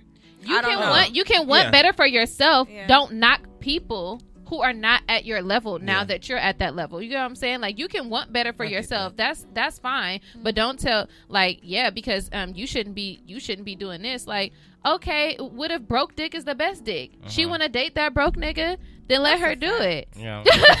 Then let her do it. It's like the statement, entrepreneurs should date entrepreneurs. This is a blanket statement that, like, other people won't understand your struggle, understand your grind. Like, I'm from Indiana. I don't know anything about like, if I talk to people from California all the time, like, I don't know nothing about the Bay. I don't know nothing about, like, different types of being, like, in different areas. Like, I was blessed to have a nice, not middle class Indiana Midwest. So, like, things are decent. Like, I had a decent upbringing. I don't know anything about. I love it's racist in Indiana. It is, but my city was cool. I know that people from Indiana that love Indiana. Yeah, we love it. It's like, it's so cool. It's like we don't have no drama. Like, we grow up pretty good. We have backyards and all this other stuff. Like, and then, like, I meet somebody out here that may grow up like in Compton or Watson. They have this totally different experience. That's like me saying I can't date someone from those areas because I didn't experience it myself. So they won't understand the Indiana or the Hoosier struggle, or like I won't understand the Compton struggle. Yeah. Like, no, stop putting these labels. And this is probably why she's still out here looking, because she can't find an entrepreneur because no one want to deal with that. High chance. But kudos to her for making her money. Shit, get it how you live, like Eric said. And you know what? I'm going to come out to New so I can shoot my shot at B. Simone. You don't want her. I don't want her. Number 5. And we're back to the black stuff. DC mayor sued for painting Black Lives Matter on the street. What? Yeah. Unfortunately, 2 groups who reportedly call themselves activists are suing DC Mayor Muriel Bowser. Apparently, the Black Lives Matter message that was painted on the street towards the White House wasn't well received. According to WJLA, Warriors for Christ and Special Forces of Liberty... Warriors for Christ! And they probably thought they were so cool when they came up with that whack shit. Oh, my God. So, Warriors for Christ and Special... Stop saying it like that. I'm going to say it how I'm supposed to say it every time it comes out. Go for it. According to WJLA, Warriors for Christ and Special Forces of Liberty say the Black Lives Matter organization is a cult for secular humanism. And say DC Mayor Muriel Bowser's designation of the area equates to endorsing a religion. Okay, so her writing Black Lives Matter on the street equates to her endorsing a religion. The groups call for the mural to be removed and also want other signs to be posted at different intervals for the same duration in the same manner, scale, and magnitude. Every day, Black Lives Matter is displayed. Oh, okay. Wow. Okay. The other murals would read, All Lives Matter. Okay. Wow. Okay. The other murals would read, All Lives Matter, as well as Blue Lives Matter for police and Green Lives Matter for National Guardsmen, also according to WJLA. Bowser also changed the name of the street to Black Lives Matter Plaza, but they aren't too happy about that. The groups also request that the name of the plaza is changed to something secular, or to alternatively rename a comparable street to Jesus is the Answer Plaza. Okay. While others were happy about the mural, Donnie took to Twitter to express his disdain and called Bowser incompetent. He also insisted that her budget was fiscally slim and that she kept coming to them, the White House, for handouts. This comes after a series of protests took place after the death of George Floyd, an unarmed black man who was killed by the Minneapolis Police Department after an officer kneeled on his neck. People in all 50 states and reportedly the 18 other countries demanded justice not only for him, but for black people all over. As a result, Derek Chauvin and the other 3 officers were arrested and charged for Floyd's murder. Their charges range from second-degree murder for Chauvin to aiding and abetting second-degree murder for the other officers who were the acting officers during the time of the tragic incident. Period. Worse for Christ! I'm disgusted at the fact that Words for Christ! And the other group, Special Forces of Liberty, want to, every time they see Black Lives Matter. People? I don't know. Who said, you know what? I've got it. Warriors for Christ. Because this is what we're doing. Okay, so, because lives are souls. And if your soul is lost, then where do you go? So if like we're going to say like, I hate this meeting, Black Lives Matter, that is so sacrilegious. Actually, no, they said it was religious, and that's like so religious. Like, who's to say that they how can I in my religion believe life matters when it's the soul that matters? So I think that they're pushing religion on us by saying Black Lives Matter, because you know what they do? They worship that chicken. I've seen them at Popeyes. I know what they do there. They think you're just in line to get a sandwich. I know what they do when they go home. They take that chicken and they worship it. They make Kool-Aid and they offer it. Take, this is my body. Eat the chicken. Take, drink. This is my blood. Drink the Kool-Aid. I've seen them do it. I've been to a black church. I know this is what they do. And for them to put this on that street, it's saying they're sacrificing our lives. I've been to a ritual. Okay, I know. I've been there. I've been to a ritual. You know what they do? Baptism. You know what they do?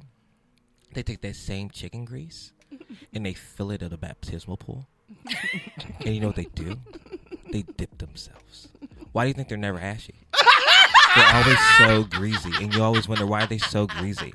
It's because they dip themselves in that freaking chicken. I hate it here. And here, words for Christ. We won't stand for that. We won't stand for that.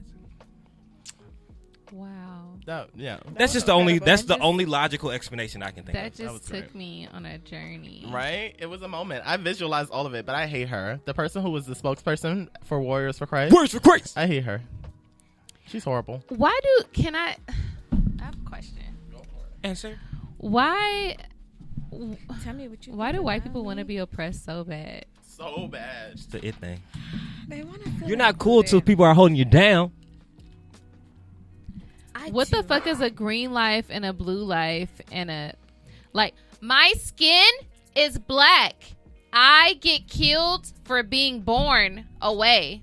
Yeah. You choose to go to the military. You choose to be a police officer. You take choose to be racist. At the end of the day, right. I cannot take my black skin off. Are you fucking kidding me? On my off day, I'm still a black person. Mm-hmm. On your off day, you're not a blue life. Right. But there's still black lives that are blue lives and green lives. So I don't understand, like... It's just amazing to me exactly that these arguments get formulated. They just have to do something that's just not... I just don't understand the argument of, well, like, why you're so mad about us saying Black Lives Matter. If you're saying all lives matter, that includes black and everybody else. Mm-hmm. That's a different race. Yeah. So why argue? The only reason we're specifically saying Black Lives Matter is because apparently y'all don't get it. Mm-hmm. Because a random white person that's not in uniform, that's not a police officer, nothing, just random white and scared of black people can kill me because he feel like it and get the fuck off. Mm-hmm. Period. Like, I don't get it. I'm exhausted. I don't get what the argument is. Honestly. And then people wonder, oh, Shayna, you're racist. Oh my God, Kirsten, you're racist. Okay, well, you can take it how you want to take it, but at the end of the day, you're never going to know what it feels like to be black. I don't give a fuck about your black friend, your black cousin, your fucking Asian. I don't care about any of that shit. What I care about is the fact that I have to worry about my brothers, my boyfriend, my dad, who is a police officer when he's not in uniform because he gets harassed when he's not in uniform. I have to worry about my friends. Like, you have to worry about you. I have to worry about me. Shit. Women I have to worry about off the table. I have to worry about me. You get what I'm saying? So it's like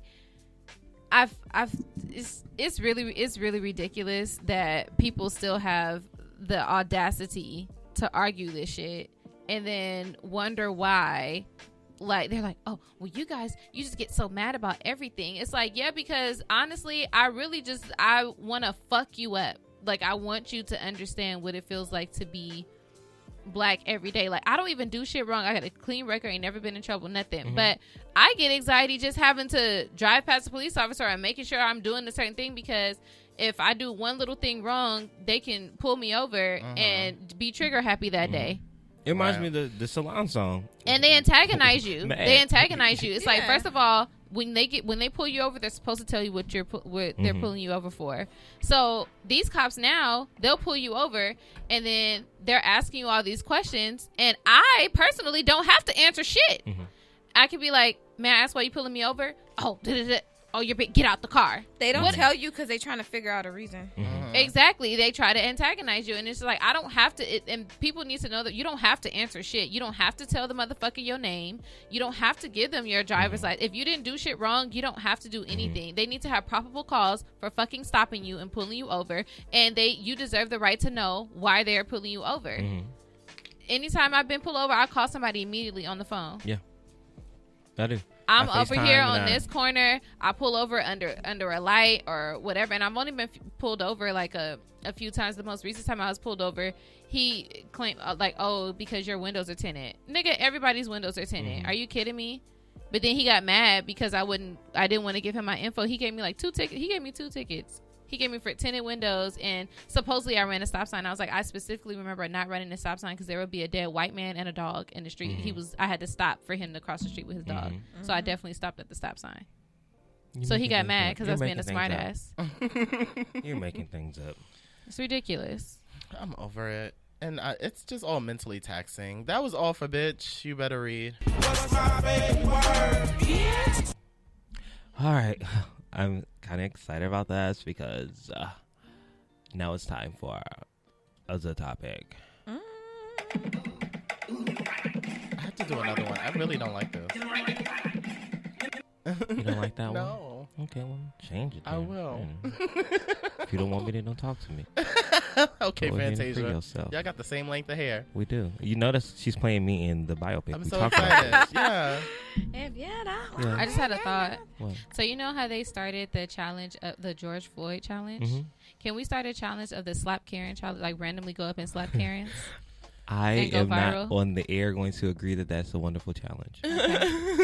I'm not going to. I was saying like the clutch your purse challenge, like when you. I told Simone we should start doing that too. You should start doing that. Like every time a white person walks by, I'm like, oh my god! I think that's the dopest thing yet. Oh yes, I'm gonna do that today. I think that's so good. I'm gonna Yes, so clutch your purse challenge is happening now. When you walk past somebody that is not a POC, grab your purse. Yeah.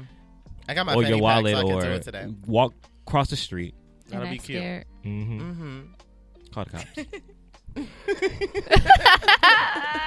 I'm sorry, but Cops will be so aggravated with this. I'm sorry. There is a white woman walking her dog, and I don't feel safe.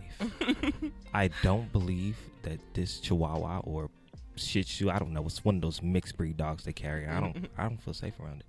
I shouldn't be here. She in this has her neighborhood. Starbucks. I don't feel safe. All right.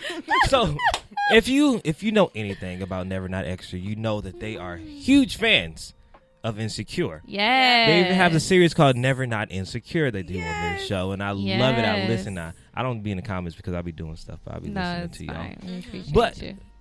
I too am a fan of the Insecure. And if you are a fan, you know that tonight is the season finale. Yes. Oh my god! I'm so upset about we have. I know. We're not, because it's already told us get over it. Right? Yeah. So I know. This season has been a roller coaster of emotions. Triggering. From the Molly and Issa finding that they may not be the bestest friends that they thought they were going to be. Issa finding love again with Lawrence, but also what the hell is going on with Nathan. And then we also have this whole thing about Tiffany and this postpartum depression that she may or may not be going through. Is her and her boo actually good? Like, what is going on? Kelly's out here living her best life, but what is her secrets in the closet?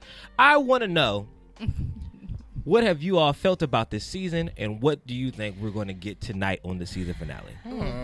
Exciting. This season has been very triggering for me. Because it's reminded me of friendships that I've recently had and friendships that I've had in the past. Same thing kind of like with relationships too. Mine is, except I don't ever go backwards. Like once I break up with you, that's it. But yeah, so I can say that it's been very triggering. It's definitely been an emotional roller coaster.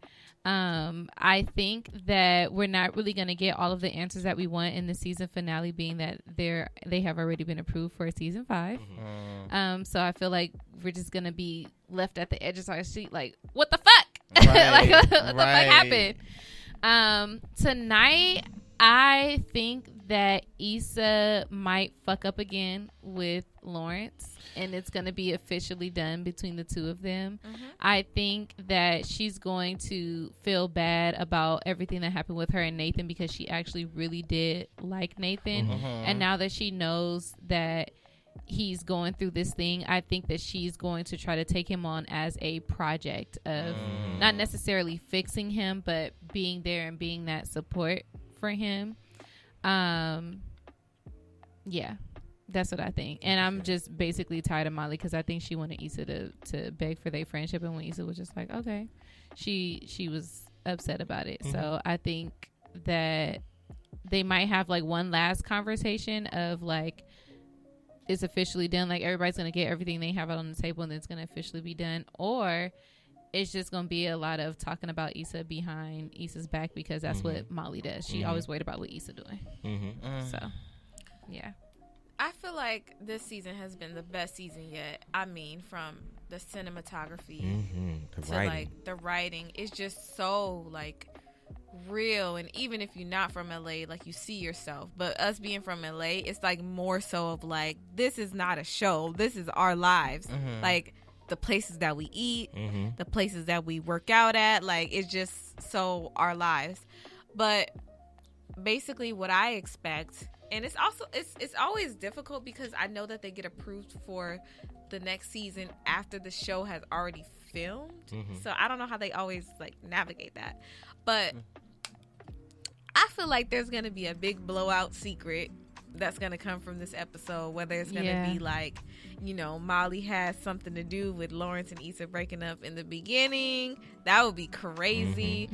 I feel like hopefully we'll find out what happened with Condola. I think that Confederacy will be popping up. The Confederacy. Why do you call it the Confederacy? Oh, because condiments is always doing something. I just Constitution. Oh my God. Yeah. Everything by her damn we name. might find out that what's his name is not the father of Tiffany's I don't think it is. I said that. Oh my God. I peeped that episode, and I was talking about it, but nobody was like, "What are you talking about, Kelvin?" Now I feel like they were laying the foundation for that. I also kind of think that Issa's brother and Tiffany's husband may have something. I would gag. That's too much. That's too much. That's honestly what I think. I think that's why his character has been like a little bit more prominent this season. Because he needs a scandal. I understand that he wanted to show the relationship between him and Issa, but like he needs a reason to be there. Or Kelly's fucking him. Because Kelly has to have a flaw. This is too much. Because we still haven't found out what the beef is between the two of them. Yeah. Kelly and I couldn't get an answer.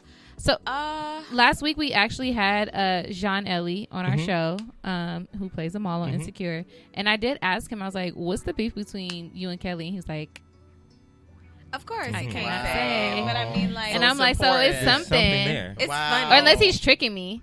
There's something there. I think there's something there. But it might. What if it's like not anything? Like I don't know if y'all watch The Office and like.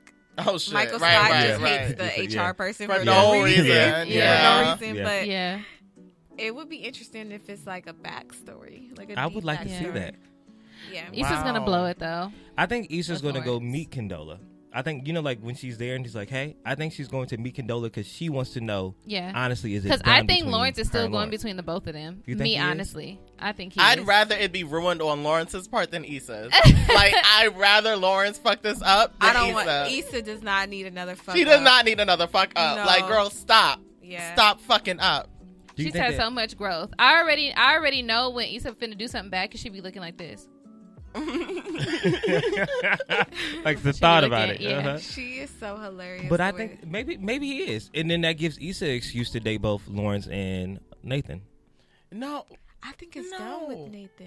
I don't think it's done with Nathan. To be done with Nathan. I think that they are building. They have a good friendship. We see her at the barbershop. He's introducing her to the shop. She's coming ain't talk back to her. But you know how the barbershop is. You just don't bring nobody to the barber shop. Wait, she got brought to the barbershop? Yeah. You didn't see a preview? You didn't see the preview? No.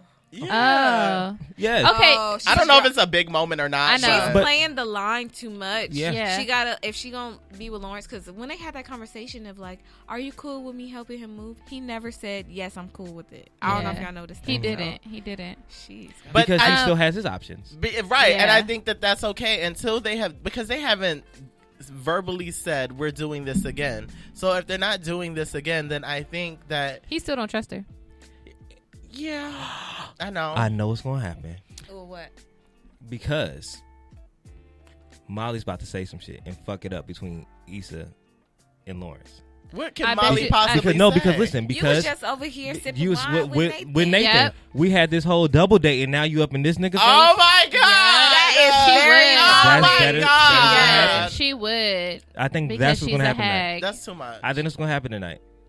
I would have to be done with Molly, and I've really been like trying to be, real in the middle with it because everyone has just like discounted Molly. They're like, yo, fuck Molly and fuck Yvonne's comedy special. I'm like, well, Yvonne's comedy special was good. I thought it was funny. I was like, Justice for Iman. But they getting too into it. They just saying fuck her across the board. They're like be Simone and her, and I'm just like, don't do that to Yvonne.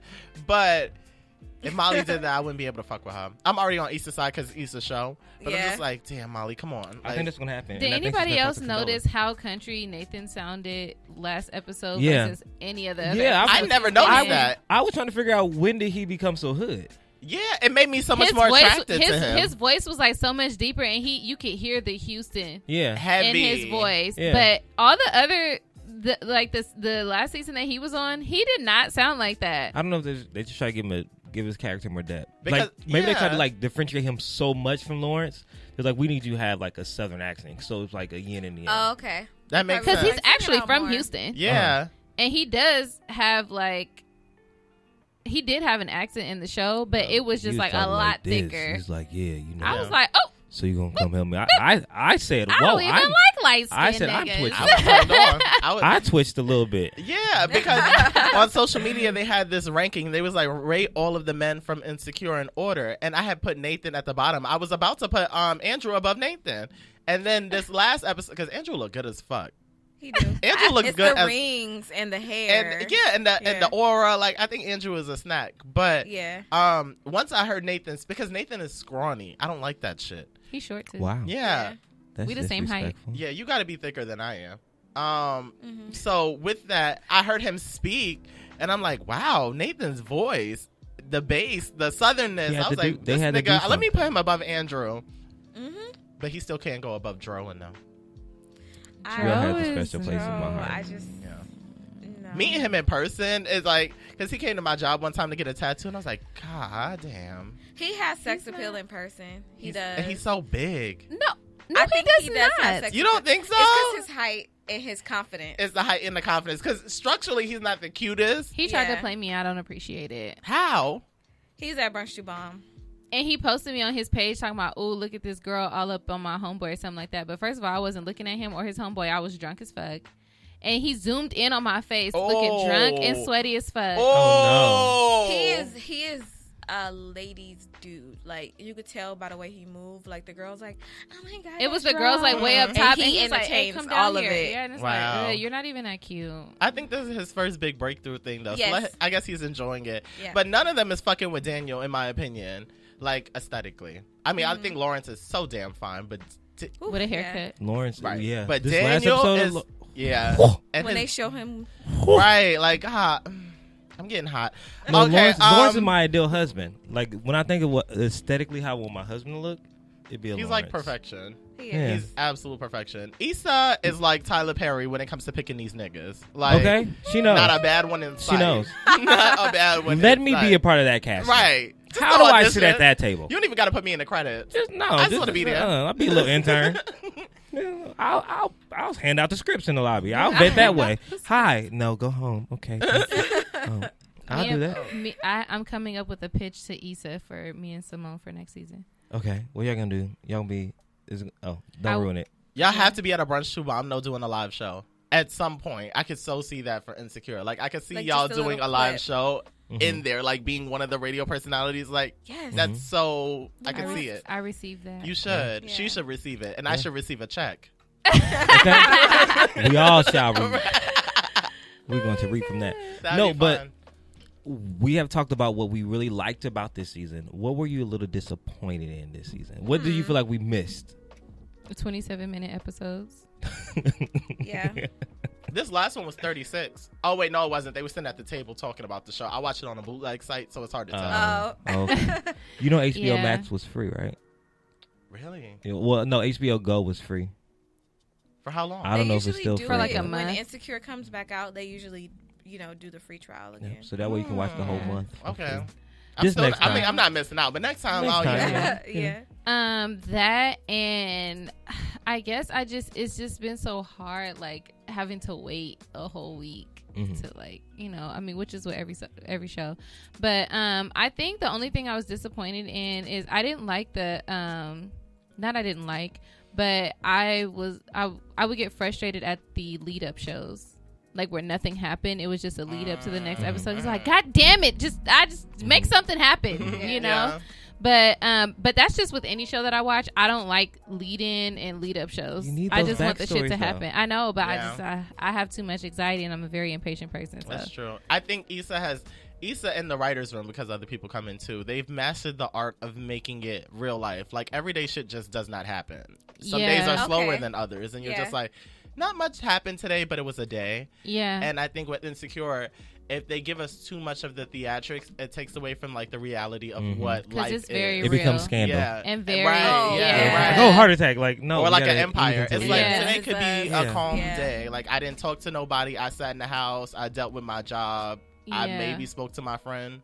Smoked some weed. Like it's Yeah. so It's simplistic. very relatable. Okay, that's Wait. a good way to put it. One thing I can say that I did love, I loved that she had so many different writers, Mhm. that she brought so many old school actresses Yes. back. Mm-hmm.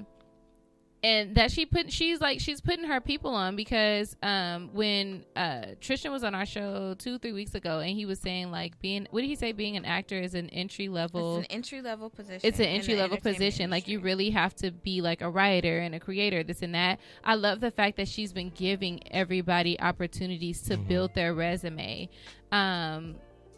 With Jay, with Kerry Washington probably doesn't really have, but I love the episode that she did. Oh, it's shot beautifully. And then what's Kelly's real name? Natasha. The fact that she's using all of those people, and then the fact that she brought Paige back from Friday. Who else is she? I forget the older actress's name. The lady on the plane. Kim Phillips. Oh yeah. Yeah. Legendary Kim Phillips. And then the fact that she brought back I can't remember her real name either, but Regina from Steve Harvey. Yeah. Wendy Raquel Robinson. Yes, Wendy Raquel Robinson. Old girl from she was on the Steve Harvey show too, the one that does the whole like Lavita J. Jenkins. What is Yes, her real Lavita. name though? Lavita's enough. Is it no? It's like I can't remember. Yeah. And she had like other little starring guests too that people didn't understand. Masika is like her brother's girlfriend. Then Ray J. Yeah. Cole. Yeah, Cole. Yeah. Terry Vaughn. Terry Vaughn. Terry Vaughn. There it goes. Yeah, been having I'm like, okay, Issa. Yeah.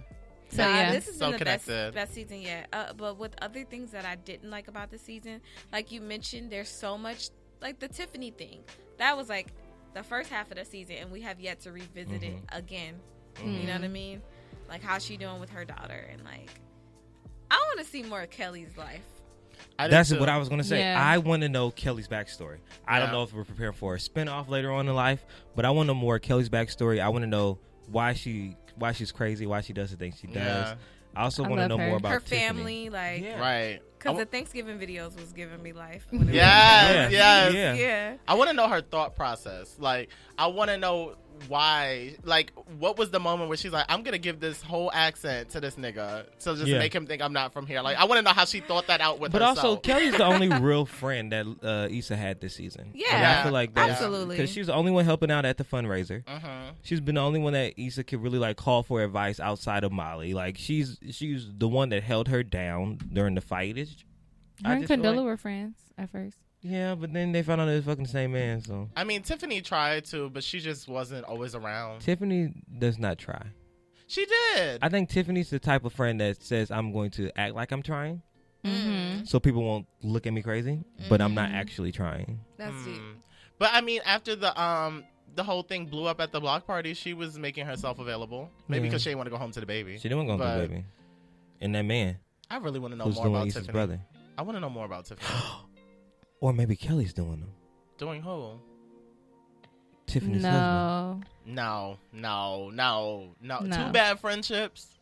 Nah. I'm not seeing that one. Something's up. Or what if she knows something and she's like,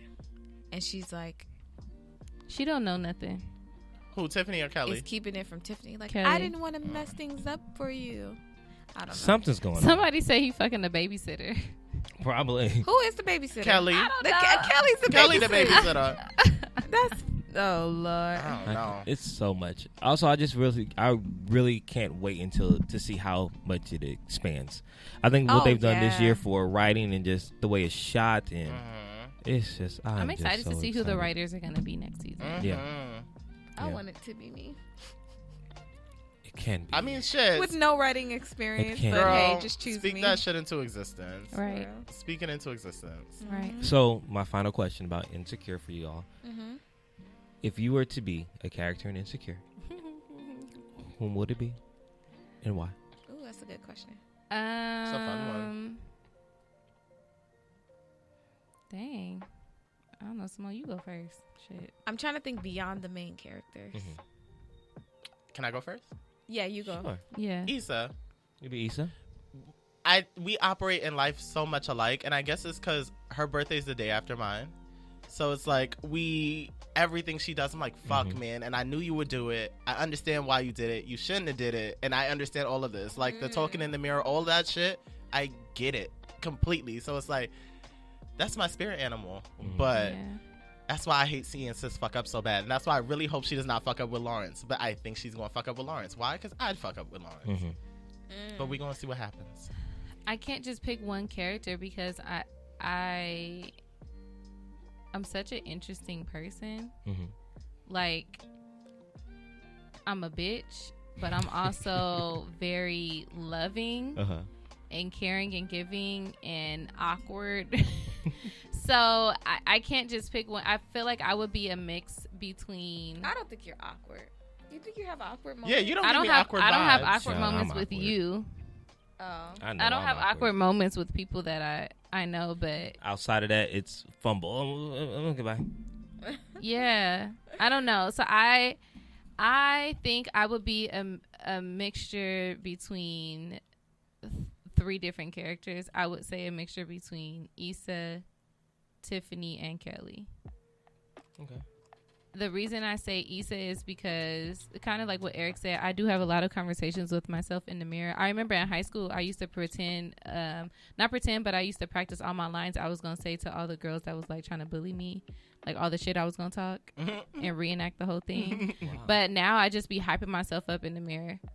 Like, not saying like affirmations or nothing, but I'd be like, ooh, like it take me a long time to get ready because I just be talking to myself in the mirror.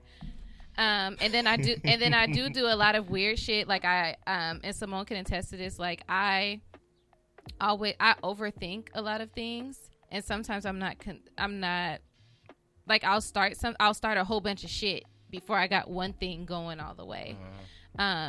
So in that aspect, I would say that. With Kelly, I can sometimes be a peacemaker, but I'm always the one doing like the craziest shit and not listening and just doing whatever the fuck. I.e. Brunch to Bomb. Simone was very upset with me the last one we went to. So I would say that, and then I would say Tiffany because I do have different sets of friends where I don't act different around my different sets of friends, but I try to like appease each group because they're very different. Like some groups of friends I can have together or individuals I can have together, but I can't mash all of my friends together. And I think that I sometimes can get wrapped up in like my own self too, like Tiffany does, and don't really care about what's going on outside because it's just I'm just worried about me, which kind of comes off as being a little bit selfish. So yeah, every time I think of Tiffany, I think it's fine. It's fine. I don't do messy shit like that, but yeah. I love her so much. I think it's because I love Amanda Seales so much. She is crazy. She's a fucking gem in this. She's so different from Amanda Seales. Right. Yeah. Like Tiffany just polished and like. Yeah. Right. Yeah, Amanda Seales will get on there with bed hair and be like, we don't give a fuck. Yeah. She's amazing. The character I would be, that's really hard to choose because I see myself in a lot of them.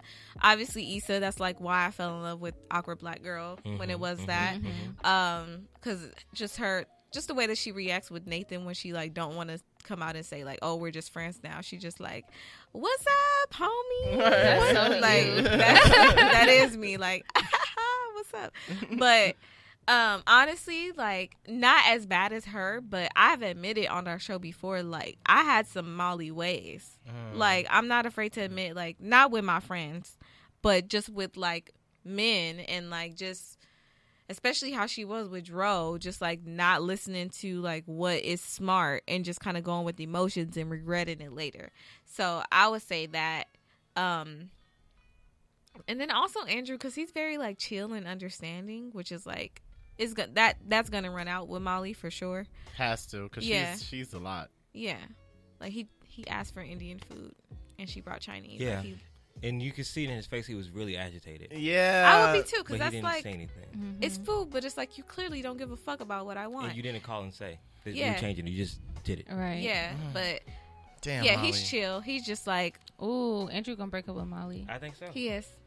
And then it's she's gonna be blame it on Issa. because she's not. I get that what she didn't like what his brother said, but at the end of the day, that's his brother, and you need to. If he's trying, you gotta try too. Like people make mistakes. You guys come from two separate sides of the spectrum. You can either agree to disagree, or you can come to some type of common ground and educate each other and have that understanding moving forward. But you can't just avoid his brother, and you guys are in a relationship. It's not like a friend. Yeah, this is his brother. He's tried to make peace. The brother has tried to make peace with you, and you being one of those. Because I've dated somebody where I have to explain to my friends or to my family like, oh, you know, don't mind him, like, or he'll do something that's like attitude-y, or like I have to apologize on his behalf. Like imagine Andrew showing up, it's an empty seat because Molly was invited and she decided and he spent not to money. come. That's and he has to explain that like. Don't nobody want to deal with that. Right. God damn. I think that I'm very much a Molly season 1, season 2, season 3. This season, I don't know. Yeah, exactly. I don't know what the fuck you on, sis, but girl, I like her so much. But this I is think just not a good I was season. really much a Molly. There's some relationships and like how I view things and like I'm triggered. I was so in my career that I couldn't focus on anything else. So I understood all of that part of Molly. But also, I think I'm Kelly. I'm just here for a good time sometimes. I just want to get in and get out. I can some smiles. I'm going to help out when I can. I'm going to try to be resourceful. But I'm going to leave. So I don't know. I can see both of those. Absolutely. Because I'm self-destructive. That's what you're saying? Well, those weren't my words. Are you trying to say that? No, because I would have said it. Wow, Eric. As far as we come with this shit, it always reverts back to that. That's how I feel when you say I'm from the Bronx. You are from the Bronx. It's slanderous. If you're not from Brooklyn, then where are you from? Queens, bitch. This is not the point. We won't go there. All right, that's it for the topic. That was good. Yeah, that was good.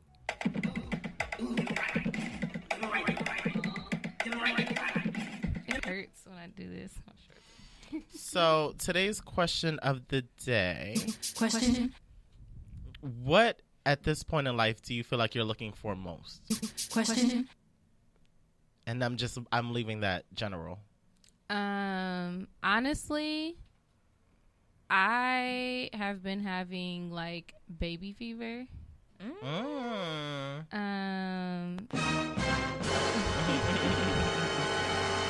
love babies. And I think that my own immediate family is definitely going to be happening soon. And the reason I say that is because we're getting announcements on the show. I know. The reason I say that is because starting to have like everything that I said I wanted to happen before I start my family is starting to happen. Like when I was working at my old job, I was like, I cannot keep working like this. These people don't appreciate me. I need to leave. I need to do this. In order for me to do like everything what I specifically want to do, I said I wanted to grow our followers for Never Not Extra on Instagram, because we have like all these hundreds of people that listen to us, but we only had like 235 followers. So I was like, you know what? I'm going to start cutting my time at work, whether my work is done or not, at my old job, and focus on Never Not Extra, growing that brand. And I did that. And we now have, in the past like 2-3 months since we started doing that, we have like 900 followers on there, which is cool. You know, it's not where I want it to be, but it's a lot just within those couple of months from things that both Moni and I have had meetings about and changed and how we promote and do all that stuff. So I said I wanted to have more time. I needed to work a job from home. I needed to make at least $10,000 more a year, and all this other stuff, so that I can focus on Never Not Extra, but still have a job that I enjoy doing. I left here. I went to Louisiana for 3 weeks at the end of last year. Came back. My first day back, my job decided that they were going to close our branch and that I wasn't going to have a job in 3 days. They gave me a 3-day notice. A job that I never heard for or applied to called me, saying that some old manager that I used to work with talked to me and talked to them or whatever. I got offered that job. They paid me $20,000 more a year than my old job, and I get to work from home. Amen. And I get to do everything more with Never Not Extra. So everything that I've planned before I'm having like an actual immediate family has started to happen. So now I just feel like, okay, like is leading up, like everything that I asked for has happened in the time that I wanted it to happen. So that's really what I'm trying to get ready for and kind of like manifest now. I promised my friends that I wouldn't get pregnant before Girl, you their ain't gotta birthdays. promise me nothing. We could be turning up, dropping the before before their birthdays. Don't consider me in your but I'm honestly just like planning different things, and then I've also started therapy as well, just to work on myself before I get to that next step of marriage and having kids and things like that, because I do have a lot of things that are toxic, not to other people, but to myself, and things that I feel like I need to resolve and fix before I put that energy out into a world or bring a life into the world. So those are all the things that I'm like working on right now. So that's what I see happening for me. That's so exciting. Thank you. Divine order. Yeah. Simone. I would say that what I'm looking for right now, that was the question, right? It sounds so general, but I'm looking for like fulfillment. I feel like I'm in therapy as well, and I've come to the discovery that I've been like very shy to unapologetically live my life or do things that are all about me, make decisions that are based solely on my decisions. So I've been trying to figure out like where's my place in life? What is my full potential really? Because I feel like I've shied away from reaching my full potential because of reasons that I'm still kind of like discovering. But I've like placed glass ceilings over myself. So now I'm exploring like, you know, I don't have to be in a box. Like, so what does higher self Simone look like? Who is that person? So that's what I'm like looking for. That's powerful. Yeah, there's no need for you guys, for you to have a glass ceiling. Like, in my opinion, I think you guys have the most successful show on the network. And it's like, y'all came into this. Yeah, honestly, like me and Kelvin are like journalist majors and shit. And it's like, I still think you guys have like really concocted a formula that works for you guys. You have the branding, the marketing, and I always watch you guys in awe. I'm just like, these bitches work. Like, these bitches work. So I don't think that there is a reason for you to have a glass ceiling realistically. I know we all do it subconsciously, maybe not even, but like outside looking in, I don't think you have a reason. Calvin? What you know, I think kind of like with you, I'm just looking for fulfillment. I'm looking for the moment. I think that's what I have been trying to not anticipate so much, because I'm missing smaller moments, looking for the moment, like looking for the moment that I get to call about the new job. the moment that I meet my future husband, the moment that everything that I've been praying for comes to fruition. Yeah. Instead of appreciating the smaller moments that are leading up to that. Yeah. So I'm learning to appreciate all the craziness in between. I'm learning to appreciate the wait. I'm learning to appreciate the process. I'm learning to appreciate the things that don't go right. Because in those moments that don't go right, I know that when things actually do go right, I'll appreciate that more. So I'm looking for those. I've also just been looking to honestly walk in my full purpose. Like, I feel like a lot of times I put so much into other people's dreams and other people's aspirations because I'm so loyal. Like, if this is your thing and you bring me on, guess what? I'm ride or die. I'm about to do this. This is the culture. This is what we're going to do. Instead of not putting myself and what I want a little bit further up. So I'm looking forward to honestly placing Kelvin first in some situations and learning to be more selfish because I'm the oldest of four brothers. So I've learned to share. I've learned to put them before me sometimes because I have that protective thing. Yes. So I have to learn how to be selfish. Like, you know what? I'm actually going to take some time for myself today. Yeah. Or, you know what? I can't go there. Like, I always feel obligated to go to an event because they came to mind. Or I feel obligated to text and, like, something like, no, I think I need a day. Or, honestly, if I don't want to go, I'm not going to go.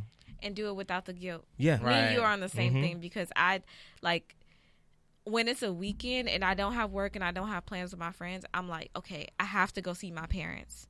I have to see if they need help with anything. But sometimes I'm like, I really need a day to myself. I'm not going to go see my parents this weekend. And that fills me with guilt. Yeah, like, but it shouldn't because, like, I'm my own person. And, yes, I love them, but I still have to have my, you know, time. You can't pour if you're not full. Yes, right. Absolutely. You cannot pour if you're not full. No, and I think that's good. I guess I'm like pouring into everybody because I have the energy and love to give. But I think like with you, it's the inevitable for your career to take off. Like I always watch you, and I'm just like, Kelvin's one of those people that I know has it down packed. Like Hollywood Unlocked, speak that into me. 6 degrees of sexpiration. Like I watch you work, and even when you weren't working, like you have money saved up. Like I've never looked at you like Kelvin does not have life together. Oh, it's a mess. Of course, everyone's shit is a mess, but like. You carry your mess well. So it's going to happen. Definitely take the time to enjoy your moments. Like, you're lovable, you're handsome, so the man's going to come. But where you at, niggas? Hey, niggas. Right. My favorite term. Well, no, bitches. But, hey, niggas ain't too far behind. I think at this point in life, I'm just trying to love myself harder. I think that, like, I want to lead with the same the same love and admiration that I feel like other people have for me. Like people hype me up all the time, but like they don't understand that my process is so much of me breaking myself down before y'all see anything. So it's just like it's really hard. Like Freestyle Friday is just like I don't want people to be like this little gay nigga just wanna like discredit me because I'm like I'm so good at what I do. Like anything I put myself to, I work, and I'm just like And as much as I believe it, in the same token, I'll sit there and I'll be like, it's just not good. It's not good enough. And no, it's not going to hit the way you want it to hit. And it always like makes me like depressed. And I'm always like, I have a huge nail biting problem because I'm always anxious. And I like it's a lot behind the scenes. So I'm just trying to get myself together because my biggest fear is that I am the reason I haven't taken off yet. So I guess I'm trying to figure out what that is and like fix it. So that's what I want right now. I think that you do a great job at everything that you do. Whether it's you being serious, whether it's you being funny, or even if it's you just like stepping out of the box and doing something else. Like I see the work that you put in, and I know people that would not be able to be consistent as long as you have been consistent. That is the golden word with both of y'all. Yes. Like you guys are like the definition of consistency. Like you don't have to put out content on your own channels, but you do because it's like, and it's consistent and it's like content I want to engage with, you know what I mean? And I feel like, a lot we've learned from, I know personally, like we've learned from y'all, like, you know, you have an interaction on your stories and people voting, like, I feel like I've adopted that. Like, not like, oh, I'm taking your shit. No, but like, I feel like that's like genius. And then I think we didn't have formats before. Like, it was a point where Never Not Extra did not have show formats. But I know I came on it was here a hot before, ass mess. And I saw y'all had a document and y'all was prepared. And I was like, oh, shit. Like, we need to be like the Get Right, because they come in here and they don't play. They, like, have a whole format. And, like, I have a lot of admiration for y'all. And it made us really sit down to do things. And now we have a technique. Like, and there's been times, like, if she's off, I'm on. And if I'm off, she's on. Like, it always goes back and forth. We're not both off. We look at each other. Good job. Right. And we have that communication. So it's like, and then we found our niches, like what works for us, which I feel like you guys have done too. So it's just like, you know, she does all the writing, I handle all the social media stuff, but she does all the story stuff because I don't be having time to do that. And the fact that we both can come to an agreement, like, oh, you know what, can we do this today because I'm really busy at work, or I'm doing, and this is sometimes it is hard because we both work full-time jobs, and sometimes we don't get off right at the time we're supposed to get off because we got shit to do, like, you know. But we've definitely, like, watched you guys and be like, we need to be like the Get Right. We you say know? That about y'all. Right. We was over here trying to steal y'all. What was it that you was making? One sheet. The one sheet you were trying to trying to format. And was like, so what would Never Not Extra do? Yeah. Oh man, like, no, I love that. But and y'all can always call us. Like, we're more than happy to share things that have worked with us, worked for us, and all that other stuff. Because honestly, like, we're a family, you know what I mean? And my main thing, like, for Never Not Extra is, of course, for us to make it there, but also to put the good news on the map and bring all of the family and the other podcasts that we have on this network on the map as well. Like, it's not just about us, you know, it's about all of us, in my opinion.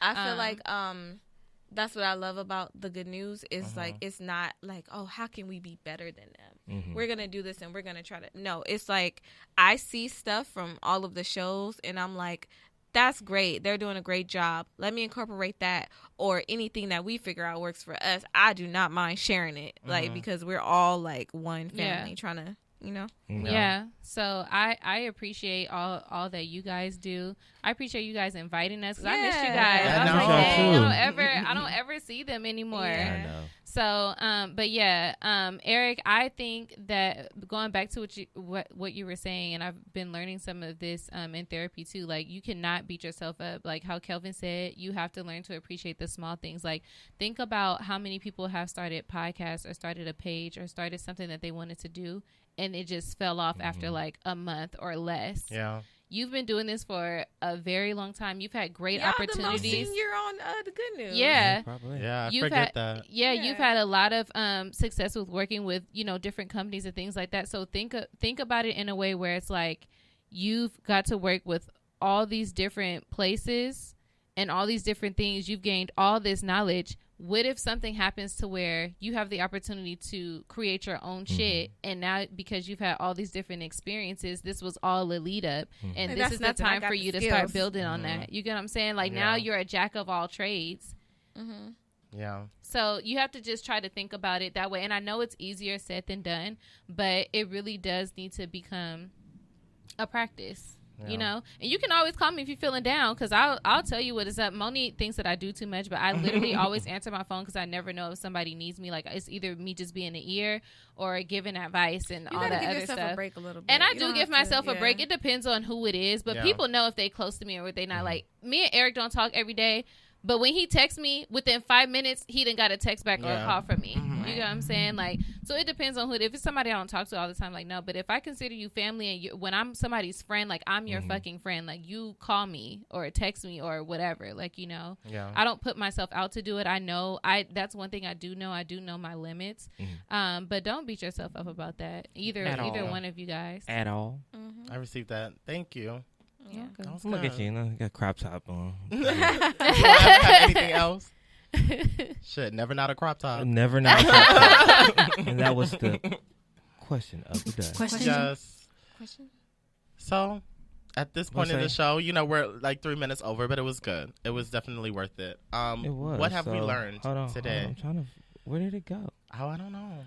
Where did it go? Here it is. I'm ready to get the fuck after this shit. I'm so hungry. So what have we learned? I've learned that from this show. Yes, I've learned that it's okay to be to be angry about things. I've learned that it's good to educate yourself and to have these type of conversations so that it sheds some light on important topics, and it helps to talk about these things too, to find some type of peace in them, but also strategy at the same time. I think it's very important to strategize when we're going through things like this, because and it's okay to be angry too, but try to find some type of peace in it too, because there needs to be some type of balance of all of those things for you to be able to strategize properly to actually make a change in what everything is going on right now. So that's what I learned. That's a good one. Simone? I've learned that it's possible to stay educated and stay angry and stay motivated about everything that's going on, but to still have some joy. I like the way that you guys like tackled it, and it's not a completely serious sad show, but like I've learned that you can be angry and you can still have joy at the same time. Yeah, absolutely. Joy. Joy. Okay. Chalk it up. Chalk it up.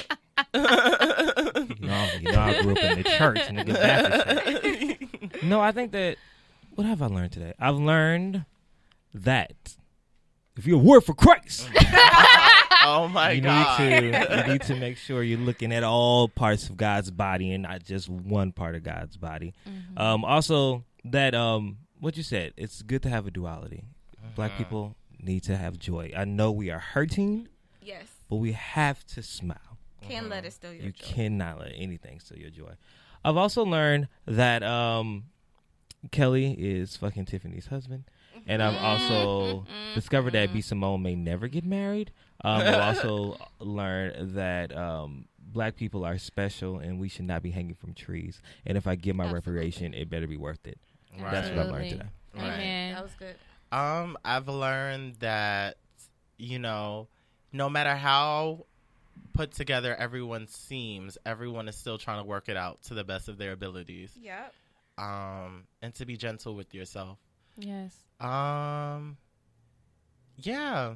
I think that was the biggest takeaway I got. You summed up, bitch, you better read. So yeah, I did. Try to put a little good. bow on it. Yeah. I'm going to look into Warriors for Christ. Words for Christ! I need to get a t-shirt that says that. Right. That's perfect. So, as always, guys, you can catch me on Instagram at The World According to Eric, Facebook and Twitter, YouTube at Eric Devante. And I got to remember to stop promoting Snapchat because you will not see me on it. So, You won't see it. Simone? You can find me on Twitter and Instagram at NeverNotMoni. Just like that. Do you think you're cool or something? Just point it like. Right. You can find me on Instagram at NeverNotKirsten. The same on Twitter, but I don't tweet. And you can listen to our podcast live every Tuesday on the Good News Radio app at 8:30 p.m. We will be covering the season finale of Insecure this upcoming Tuesday. So that's Never Not Extra. If you missed that part, make sure you follow them on Instagram too, and listen to them on that damn app I keep telling y'all to download. Download the Good News Radio app, yes, so you can play this show back and play that show on Tuesday, and then play it again. That's Tuesday 8:30, every single Tuesday 8:30. Never Not Extra. Catch them as they wrap up this entire season on Tuesday. And then it's me. I'm Kelvin. You can find me at Kelvinology. That's KELVINOLOGY. And also make sure you are following the Get Right Radio Show, because like we got like 2 followers. Like, fuck you doing out there? Follow us on the Instagram so you can stay up to date in our lives and things of that nature. That's right, ladies and gentlemen. And as always, I hope you got right. Oh, I wasn't ready. That's right. That's right. Get right or get left. Bitch, you better get right.